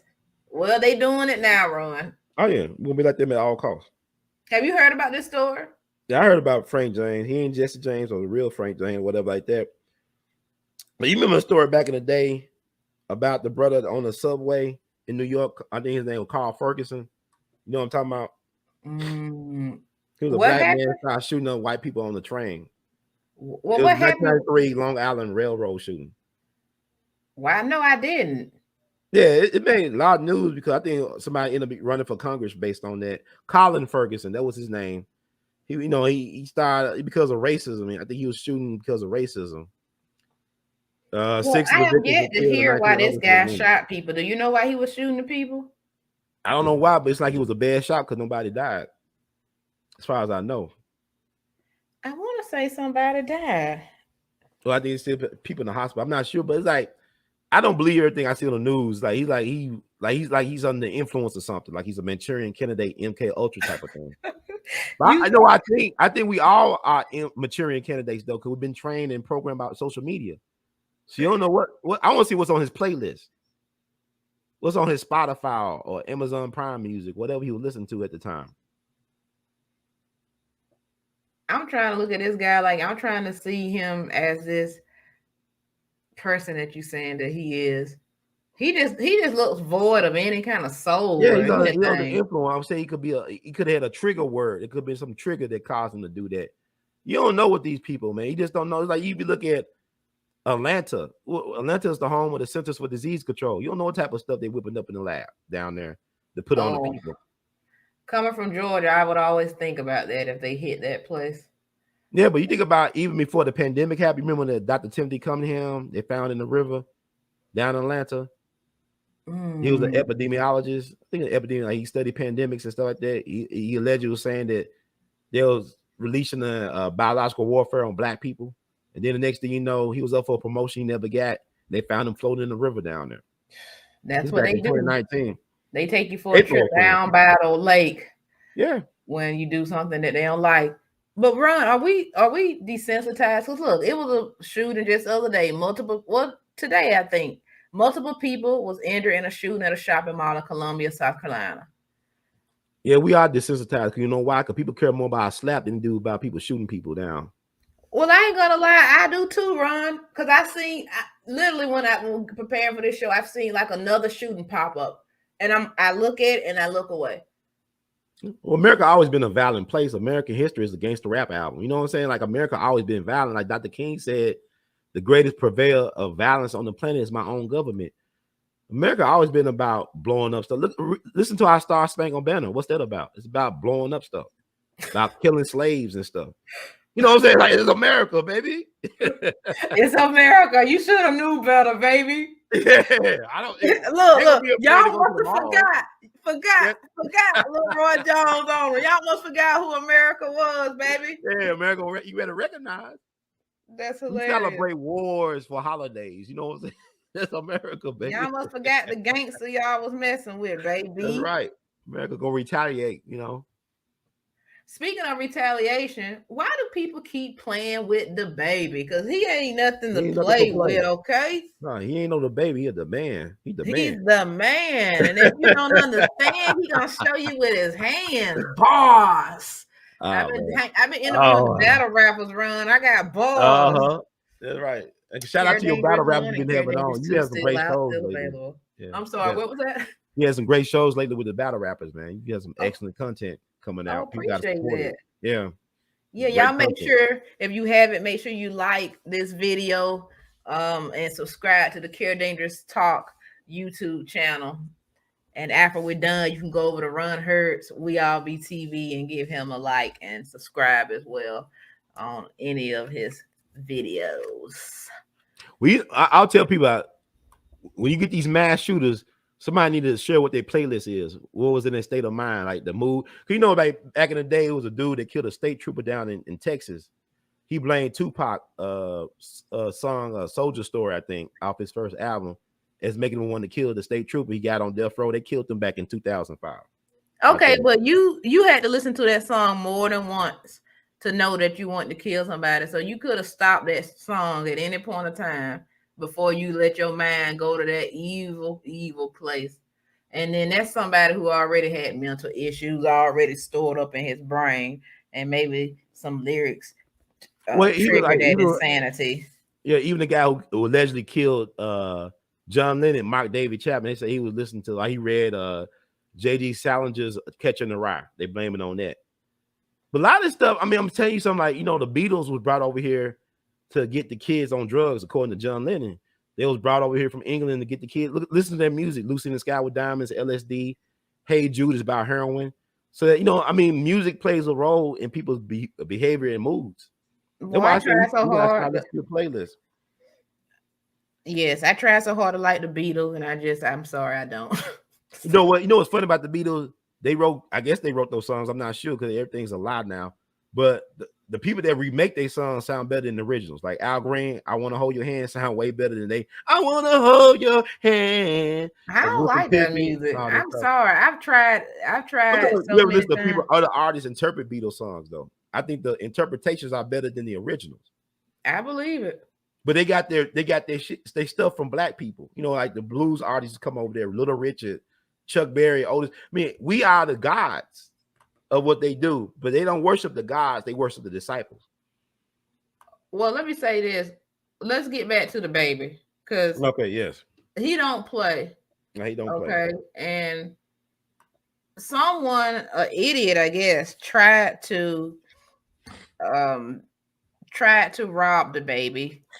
All this, well, he never made it inside, first of all. Never made it inside DaBaby's mansion in Troutman, Carolina. The person was shot and injured outside the home, and he was actually shot in the lower body. What I found funny about this run is that on DaBaby's around his mansion, he has signs. He has the no trespassing signs, but he also has signs that says we have guns and shovels.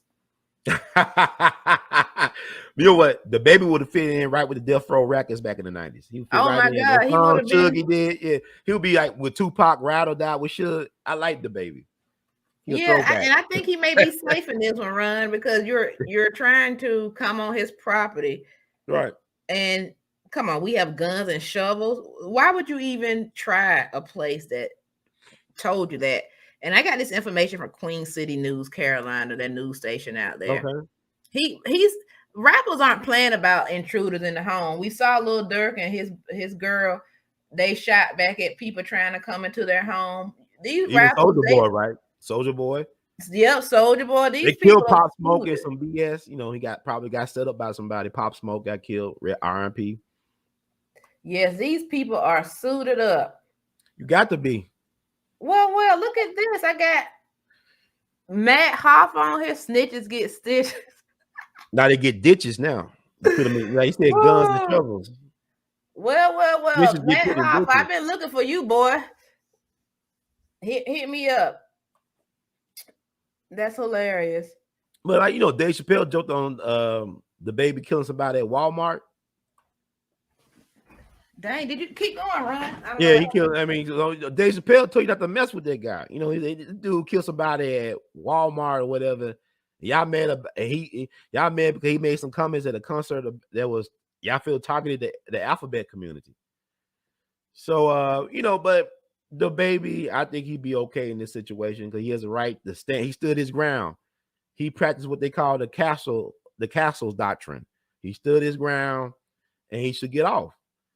And I always tell people like DaBaby, he reminds me because April is Jazz Appreciation Month, and he reminds me of Sidney Bechet. I think Sidney Bechet came back as DaBaby. The reason why I said Sidney Bechet had a unique flow. He's one of the fathers of jazz saxophone. You know, Coleman Hawkins and him, they popularized the use of saxophone in jazz. In particular, Sidney Bechet popularized the use of the soprano saxophone in jazz. His sound was so dominant on soprano saxophone that it took somebody like John Coltrane decades later to offer an alternative sound on soprano saxophone. But Sidney Bechet had a temper. He like DaBaby. He known to slap some people around, like Will Smith did with Chris Rock. And also Sidney Bechet got into a gunfight overseas. I think it was in France. He got into a gunfight with some dude over chord changes. Some black dude from Chicago. They were talking about chord changes. I think Sidney felt insulted because he couldn't read music, even though he was a great musician. A lot of people don't understand. A lot of our greatest musicians couldn't read so-called Western music style. They just played by feeling. And Sidney Bechet wrote an autobiography. I don't even know if he wrote it. I don't think he could read and write. But it was called Treated Gentle. And this dude was born May 14th, 1897. He died on his birthday back in the 50s, May 14th, 1959 at 62. But anyway, I was telling them that I thought that DaBaby was the reincarnation of Sidney Bechet, this great jazz musician from New Orleans, who was known for getting in shootouts over in Europe and slapping people around. But he was a phenomenal musician. So y'all should listen to Sidney Bechet. He's a national hero, like Josephine Baker is in France. But anyway, I'm glad to have you back. I'm glad you look. I apologize, everybody. My camera battery just absolutely sucks. So just excuse this technical difficulty. But I totally agree with everything you said, Ron. Okay. I knew I was in safe hands. Mm-hmm. For everybody who's joining us now, make sure you like, comment on this video, and subscribe. So DaBaby, don't mess with these rappers because they got it waiting on you. That's all I gotta say at the end of the day with this one, Ron. I wish Young Dolph had a DaBaby or Shine in his corner that day. They cut him down in that cookie shop. What do you mean? If he had somebody that was shooting back like a DaBaby or Shine, I think he'd still be alive. Young Dolph. Well, let me ask you this because I sent you over the audio from when DaBaby called. Well, I think it was DaBaby who called 911 to tell them. It's not like him. I guess it sounds calm, cool, and collective. I like it. Yeah, the voice didn't really sound like him. People were saying, but I mean, who else would call? But right. when you hear the video, it's the fact that 911 kept asking him the same question over and over: "Is this person alert? Is this person alert?" but yet they could hear the victim moaning in the background, and this was clearly frustrating DaBaby, who was on the phone. He been through this before, of course, you know that. But it almost seemed like, it almost seemed like 911 wanted him to admit of doing something wrong. Did you get that same sense from when you heard the 911 call? What did Public Enemy say? 911 is joking your town. Because police never to prevent crime, they're at the scene of the crime. They never there, you don't need police to prevent crime. They don't prevent crime. They always get there at the scene of the crime. So DaBaby had the right to defend his life. Self-preservation is the number one rule of nature. If more black folks thought like DaBaby in terms of defending their life, we'd be in a better place as a people. Like, we want to make a lot of these folks make fools out of us or political cannon fodder. But I don't see no issue with DaBaby because, I mean, he's very talented. I like DaBaby music. Gifted guy. He got a right to defend his life. And you got a lot of haters out here. You got a lot of people that don't want to see you shine, even people in your inner circle. So you don't know what this is really about. It could be somebody from his inner circle tip that person out to go over to his property. So we know this is resurrection weekend, right? Well, I have to say, when I listened to this 911 call, I would have been so frustrated at this person. You have DaBaby who's been in all this legal trouble and all this bad media and bad press that he's gotten, and I'm playing it just like the person on the phone. I'm keeping it straight business. And in fact, I just had an intruder in my own home. So why does it seem like I'm more urgent than 911? Don't get me wrong. We know 911 has to ask a few questions, but to ask the person the same question 4 times, or is the person alert and you hear the person moaning on the, I mean, I heard the audio really well. Like one of the best 911 calls that I've heard in a long time. Because normally you can't hear anything the person's saying. Yeah, like you said, but his voice is really, it was kind of different. You definitely hear the moans, man, as far as the guy who's DaBaby. It's like that's his demeanor, though. You watch DaBaby online, okay, it's like his demeanor. So maybe that's distortions, whatever reason. But I think a lot of times they do that just to trip you up to see if you're going to keep your story consistent.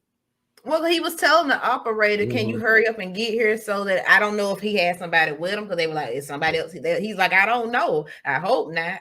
He kept trying to tell him he need to get off the phone so he could do something with his phone. And, when you guys pull up, make sure your siren's on so I can know it. He been through there before. He understands what the protocol is. That's why he's cool. I like DaBaby. He understands, because like they feel this guy killed somebody at Walmart. Y'all talking about, him making fun of y'all.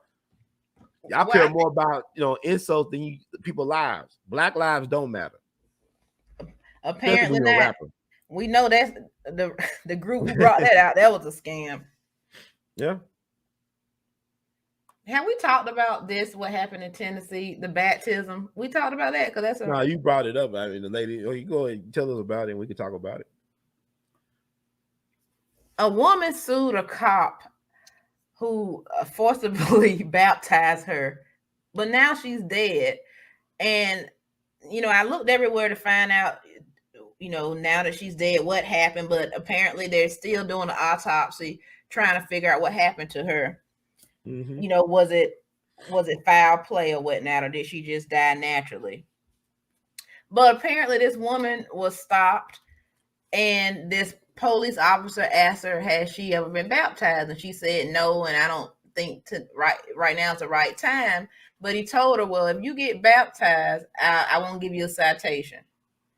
He felt like this is what God was telling him to do. And she said, the lady Riley, she said, well, for a moment there, it made me feel good, because I'm thinking this is something that God actually told him to do. But, he was rough with her, and now she's gone, and we don't know why she's gone. Soon as these charges get ready to be played out in court. You're from Tennessee. Does this seem strange to you? It's very strange. I don't care where you're from. It's strange, period. Because he put it in a body of water, right? She got baptized in a body of water. Right. They drove. Then he had a partner that backed him up. They didn't intervene. This is not protocol. Dude was saying, like, the partner was saying, well, I thought it was okay because the woman agreed. You abusing your power. You the police. People are afraid of the police. A lot of people, especially black people, we were afraid. I don't know what color this woman was, but you can look at that guy like he's off. I want to know what his playlist is too. What he be listening to on a regular basis. I want to know. I wanna know. Yeah. Okay, sorry, that's not the right No, time. but he might be listening to Joe. I don't know, but that's abuse of power right there. He It got is it abuse for of abuse power. of power. Yeah, because that's not even a part of getting somebody off. I had cops pull me over. They let me go by with a warning. They didn't say, "Well, I want you to get baptized, brother. Run, come on, follow me to this field." I mean, I already don't want to. I don't like getting stopped by police already, but I don't want to follow you nowhere I don't know. In some, you know, what I'm saying, being a body of water with you. Nope. This is one of these situations where I know I'm going to see it on Lifetime one day, or I'm going to see it when I log on to my Sling account, one of these stories, because something just isn't right here. I wish I knew the age of this woman, because I want to know. I want to think to myself, would this have been natural cause? It just feels dirty to me, like something had to happen to her. As soon as your lawsuit comes up and you're ready to get this thing worked out, now she just shows up dead. I mean, how bizarre is this? Yeah, because they only tell you what the cause of death. And I don't believe as I get older, there's no such thing as a natural cause of death, because like you got all type of things like the food you eat, the air you breathe, the water you drink. I mean, it's a lot of things that's killing people that people don't consider natural killers. But I look at the fact that there's stories of people always getting disappeared, being pulled over by police and never heard from again. It was a story that Tyler Perry was involved in, I believe, in Florida, where this cop was known for pulling over people that disappeared. Like soon he pulled them over, you never heard from him again. So this stuff is real, man. This stuff is real. It's like even like with Sandra Bland, she get killed down in the jail cell over the weekend. And you look at the photo of her mugshot, she looked like she was dead already. Oh my God! They never told us what was used to hang her with. I want to know how strong, like it's questions that were not asked that should have been asked. This is why Black folks' lives don't matter, because we got nobody in position to help us get the answers to the questions that need to be asked in the first place. You got folks ambulance chasing. You got your Ben Crumps and your Lee Marriage and your Al Sharpton. You got no real revolutionary institutions or people that gonna hold us down. We need a drop squad. We need some goons. Need some justice goons. I mean, I'm being honest. Yeah, Black folk want to pray it away. Nah, you have to do some more than that. Need some justice goons, some real goons. Right. I wish the gangsters, the real ones, cared about justice. Then we'll be a powerful people if we could have some of them guys in Chicago be on our side on some of this stuff. They would have been, but what happened? The government killed Fred Hampton. You politicizing Jeff Ford and them guys. And then the government used them as the goons to get people to vote a certain way, to get people to do things. Like the gangs were created by the government. It wasn't created by Black people in the hoods. Like the Crips and Bloods were created because they killed Bunchy Carter and John Huggins at UCLA. And then at the end of the year in '69, they killed Fred Hampton in Chicago. And the Richard Nixon campaign used Jeff Ford and his gang to get the vote out in Chicago. They said they had an invite for Jeff Ford. Jeff Ford couldn't even read or write back then. And he got an invite from the White House to attend the inauguration. This is what they do. Our government is evil. It's like everything. Like you had 9 FBI informants at the Audubon the day Malcolm got killed. The National Secretary for Nation of Islam, John Ali, who's still alive, was FBI. The first Black FBI agent was hired to neutralize Marcus Garvey. The gun that killed Dr. King came from the FBI. Yeah, Black folks, man, the FBI. Kendrick Johnson down in Valdosta, Georgia. The guys who allegedly killed Kendrick Johnson, they daddy was an FBI agent. Yeah, he was. And then for the organs to be gone and people sell organs and stuff. Come on, stop playing with us. You can see that interview on the Cure Dangerous Talk channel too that I did with Kendrick Johnson's mother, Jacqueline Johnson. Shout out to her and her whole family. Yeah, I talked to them some years ago to their lawyer at the time too, a guy named King. But I'm saying, you look at all this stuff, Black folks still trust the government? They dumping drugs and guns in your community via the CIA. Y'all still trust the government to tell y'all the truth of beef? Look at Flint, Michigan. I'm just saying, Black folks kind of strange. We gluttons for punishment, especially when there's a white face attached to the punishment. I wonder how many people would allow the cop to baptize them. Because can you imagine if you said no? I wonder would he have snapped and just killed you then? Yeah, look at him. Look at his mugshot. Let me bring it back. What's on his playlist? Jesus is Love or Burn? I don't look like it. Like some stuff right. Like metal that. Music. The hardcore. That man look weird. Oh, You like you on a dark road with no light. You would you do what he tell you to do to survive? Well, You yeah, gotta and see, survive. that's the game that Sandra Bland didn't play. Now, as a Right. black activist, as a black person, she should have Yeah, she should've known. played that Just game. shut the hell up. Even my big mouth self, like, just be quiet. Like, you're not gonna win against that system. Like, especially right in his face at that time. They got the power, they got the gun. She had nothing. Right. Like I've said many times when I seen the documentary, and she only needed, was it $200 or $500? It was like something real low, but she could get nobody on the phone, right? And no, she got people on the phone, but they had no money. And then it's like certain people in her family had no urgency to even get the money. One of her family members told her, just hang in there. That's sad. Not knowing Sandra personality, y'all need to go get her. I mean, she had a boyfriend too, right? At the down there. I don't remember hearing that part. Yeah, but I'm saying the fact that her mama got paid off and paid to be silent about that's sad because they murdered her daughter.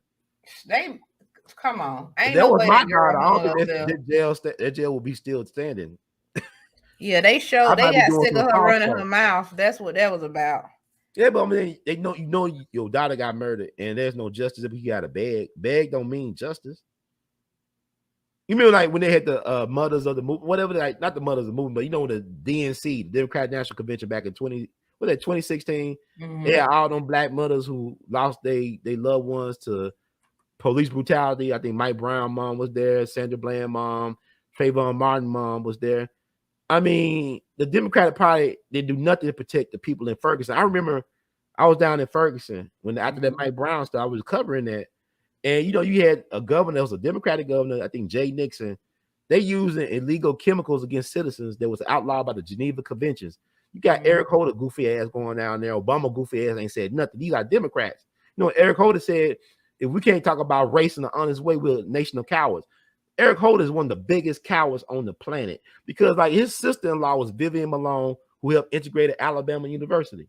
And how you gonna have that as part of your family and be such a coward when it comes to protect our people? You got pregnant women getting sprayed on with illegal chemicals and stuff, getting beat down, getting their eyes knocked out. And you damn bastards didn't say a damn thing. Obama a mutt didn't say nothing.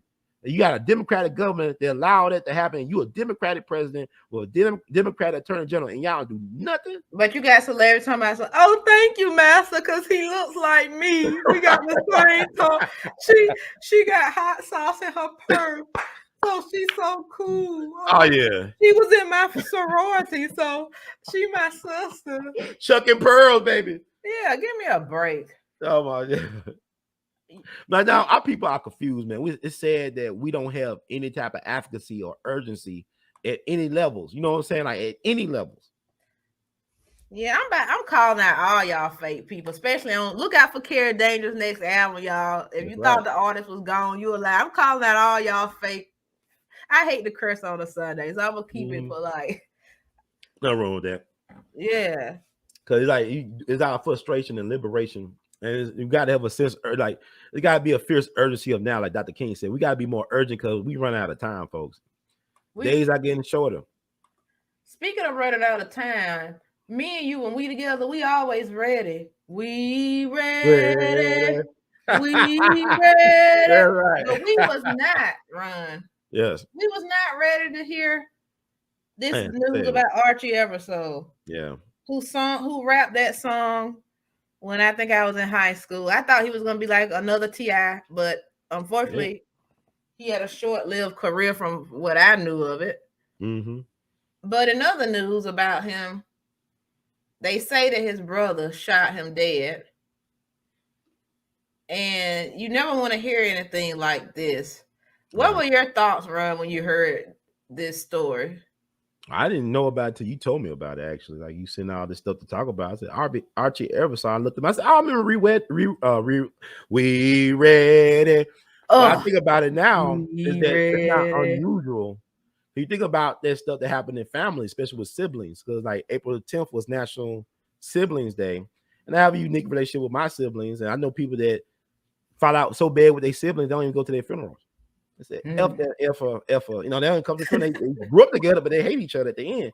So my thing is, like, it reminds me, you know, April 25th will be the anniversary of the death and murder of Roger Troutman.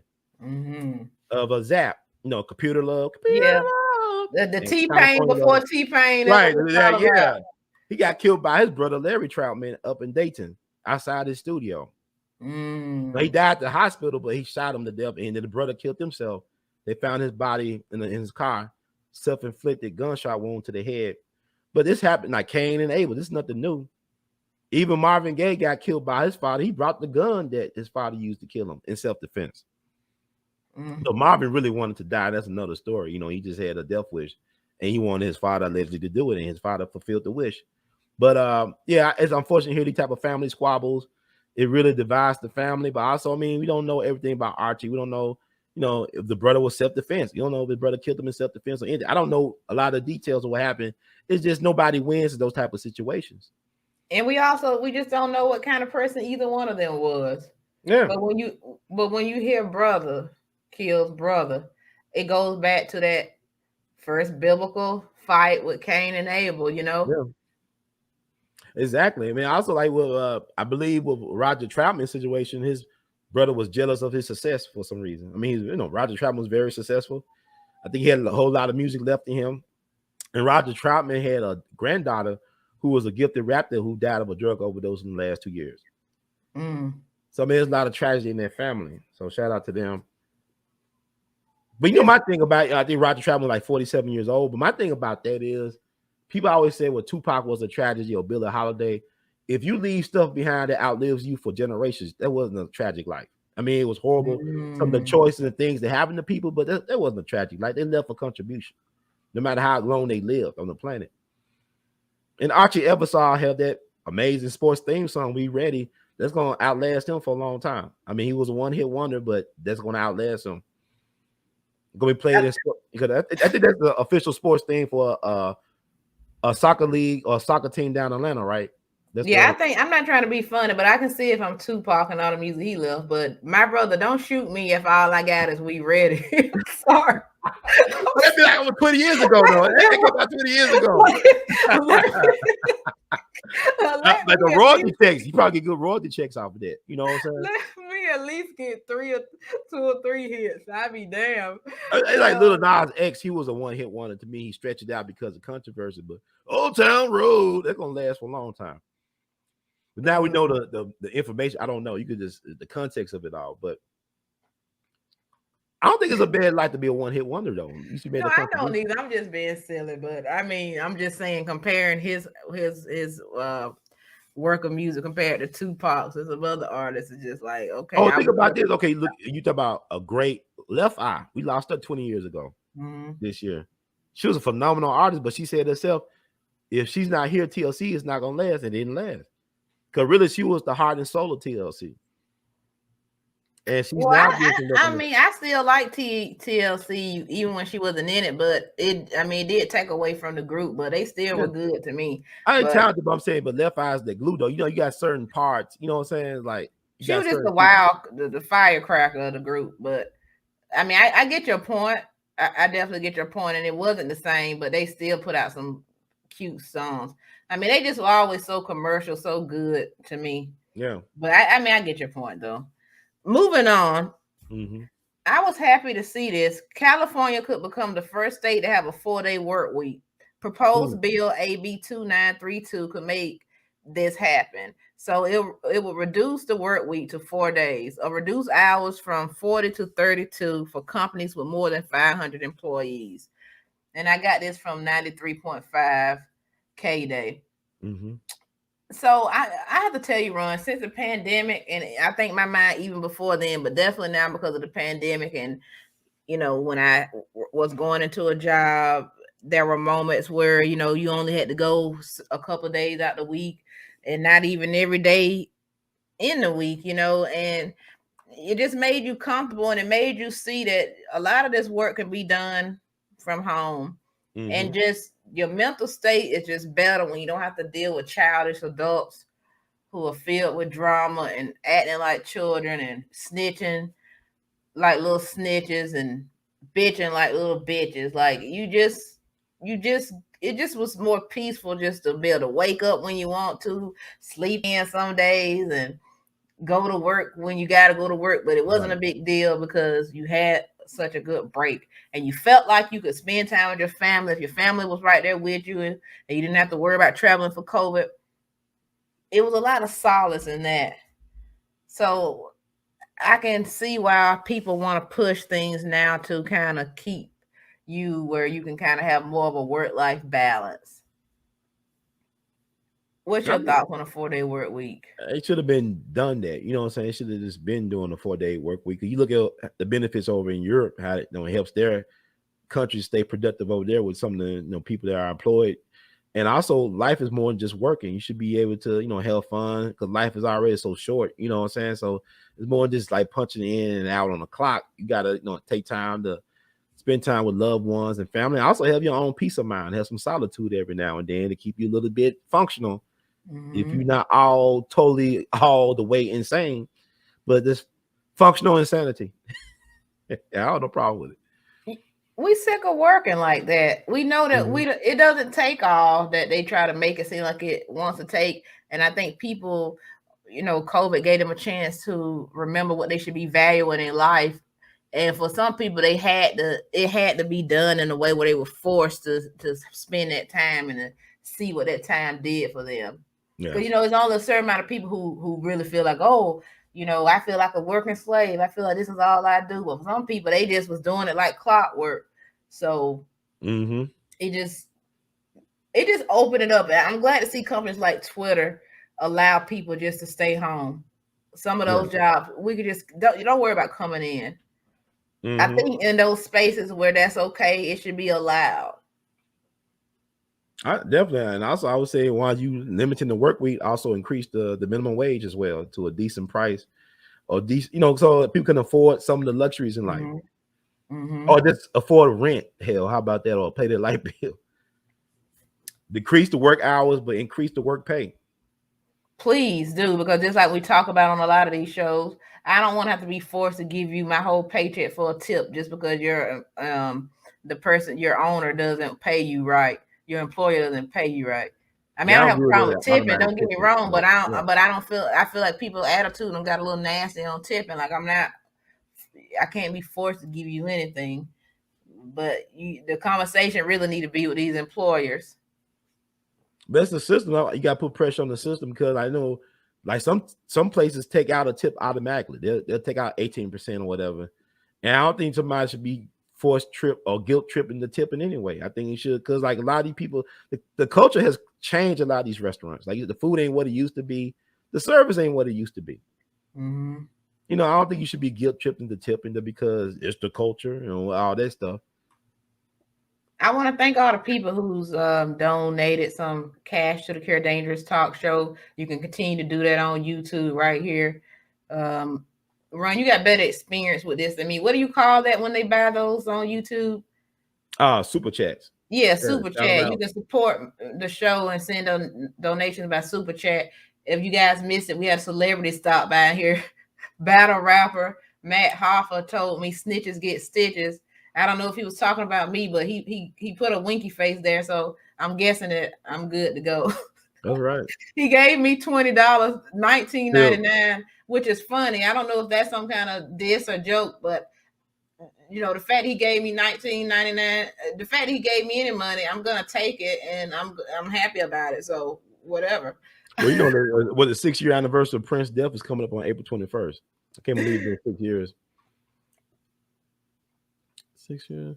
Prince's death? It's been 6 years. Right, he died in 2016. That was a crazy year for celebrity deaths. 2016, everybody was dying. It seemed in 2016.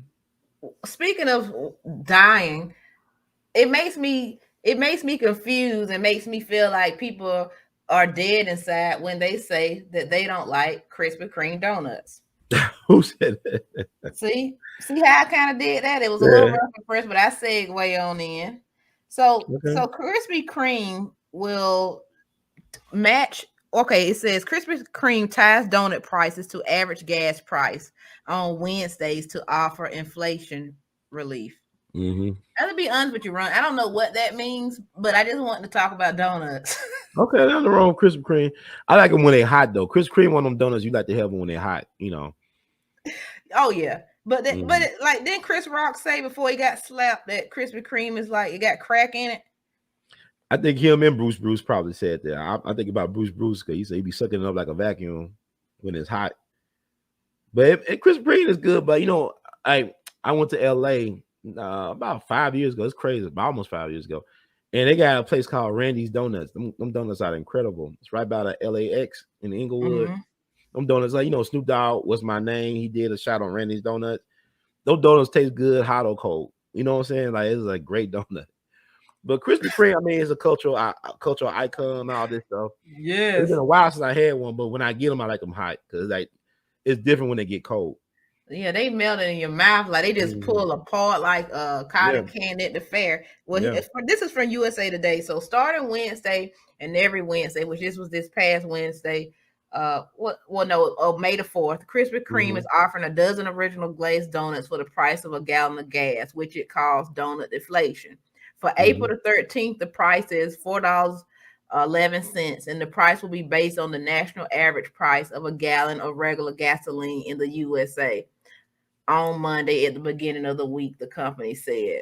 There is a limit of 2 dozen at the promotional price at participating shops nationwide, at the drive-thru and for pickup by ordering online and through the Krispy Kreme app. So a nice little treat for folks out there. So you probably need to know about that. See how I be out here giving y'all life and stuff. That's good. You gotta support the channel. Support the Carol Dangerous Talk. Yes. Now, this last little story here, rapper Vince Staples, he was interviewed with Complex, and he said that they don't call any other genre the game.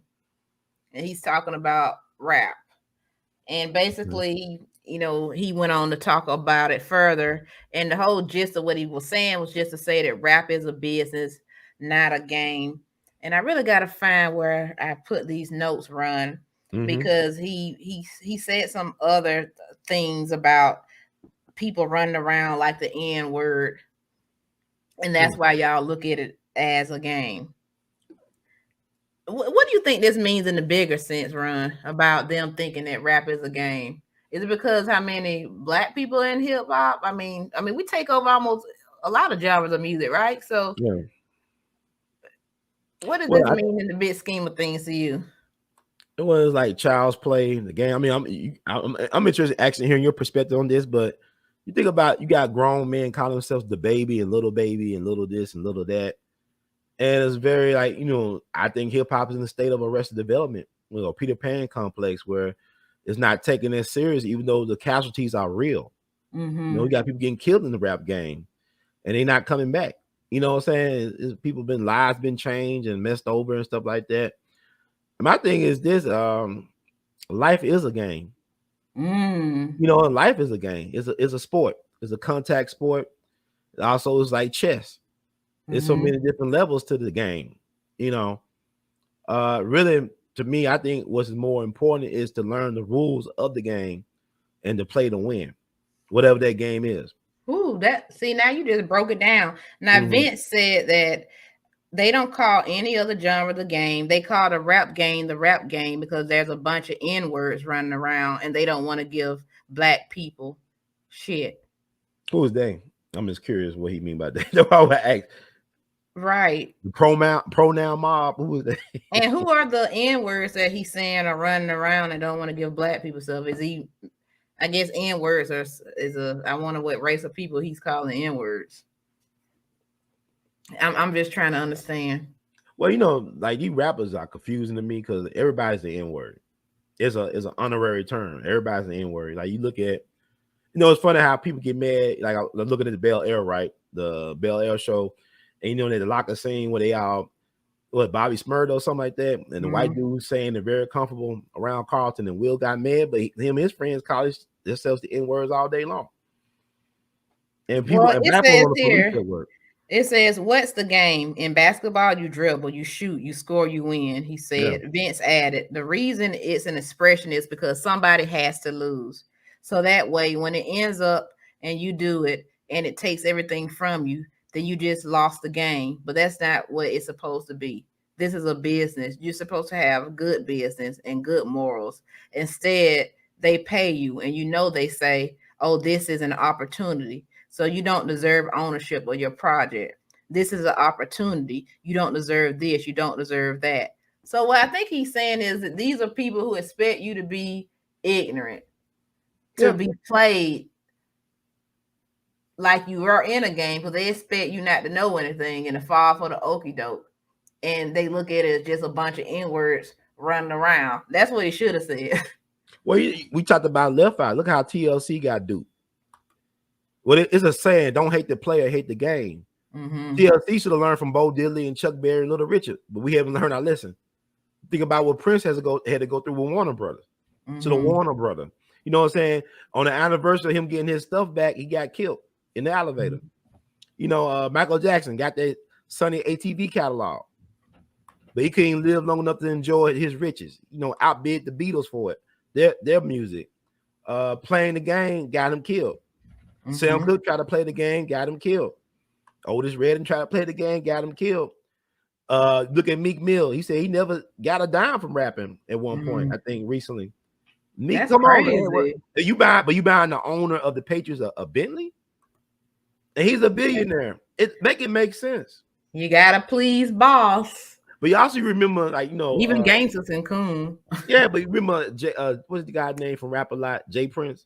Like, he suggested that the black artists should boycott the Grammys and have their own alternative concert on the same night in Vegas. You remember when Jay Prince and Irv Gotti from Murder Inc. and Suge Knight wanted to start their own distribution company? What happened to them? The feds came in. Almost sent Irv Gotti and his brother to jail for decades. They was harassing Jay Prince for years. Suge Knight in prison for almost 30 years now.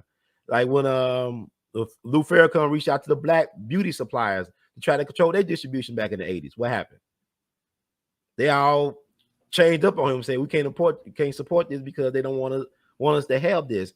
So I mean, it's always a fight. Everything as far as human activity in a system of racism, in a religion called white supremacy, is warfare.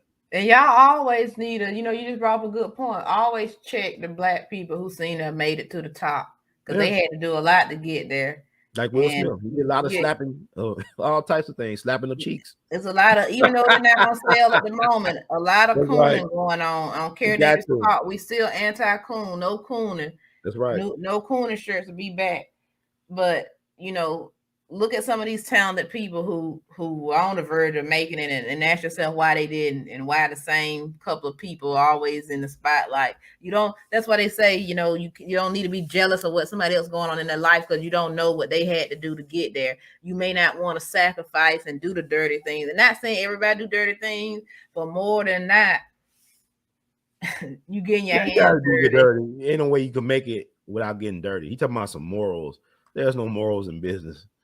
Right, because we got superstars right now who can't even sing, can't dance either, but somehow they rich and famous. But think about this. But think about talent. Like, you look at the NBA, he made a good point about LeBron James and them should have more money. LeBron James should be a billionaire easily, but they cap how much money he could make. But the owners can make more money than God. Right. The owners can make more money than God, but the players can't make, and they the ones sacrificing their bodies. Well, that's when these folks need to get together and start their own little thing. But look what happened to Kobe though. The Kobe made a deal because Tracy McGrady was on ESPN with Rachel Nichols. He talked about how he wanted to die young and have a good legacy and be bigger than Jordan. And people say he's not bigger than Jordan. I said, talk to Kyrie Irving and all these young players who they prefer, Jordan or Kobe. To them, he is their Jordan.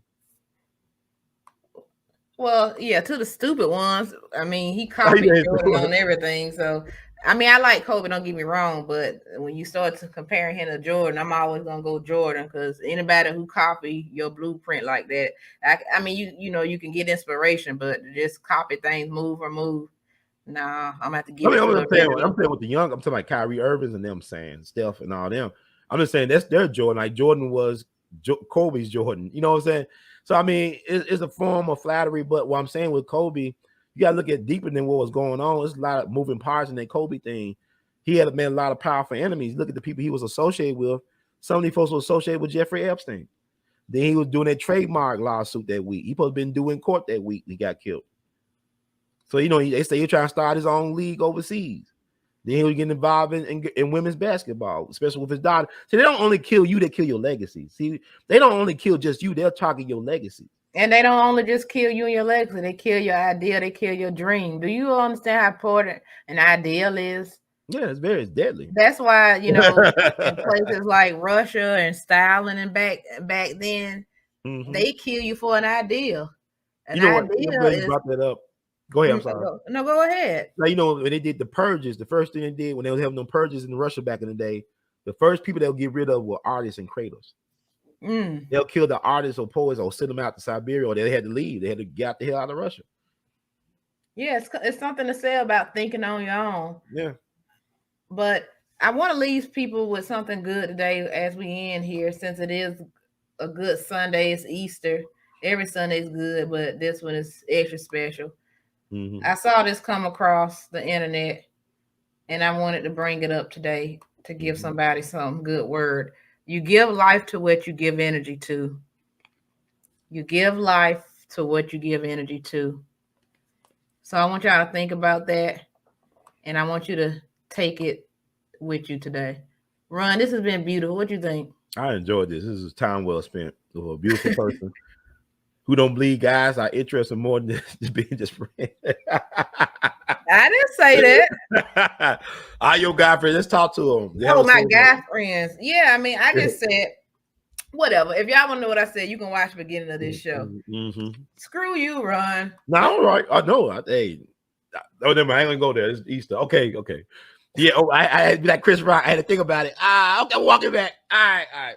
Yeah, leave it where it is. On a count of 3, Ron. Let them know what they watch.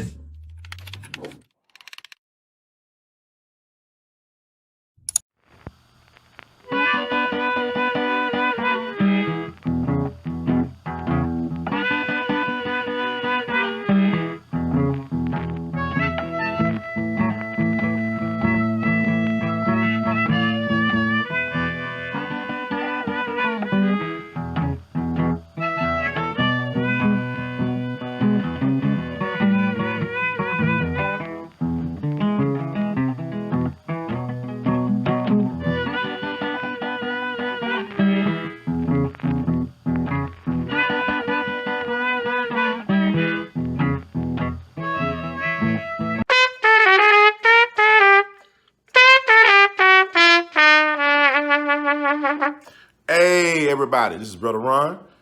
I am asking you all to do me a big favor. Think about supporting the We All Be movement. Your donation is tax deductible. The We All Be Group Incorporated is a recognized 501c3. And I'm just asking you all because I want to keep on bringing y'all quality work through the way that I know how to do best. And I'm going to sing my praises and toot my horn. A lot of y'all were not hip to Dick Gregory until Brother Ron brought him on the We All Be platform, until that Django review we did. Y'all seen another side of Judge Joe Brown, and Judge Joe Brown's message has been amplified. But it was We All Be that brought Judge Joe Brown to y'all back in 2014. And so many others. And we covered so many things. So help us out so we can help you all. Peace.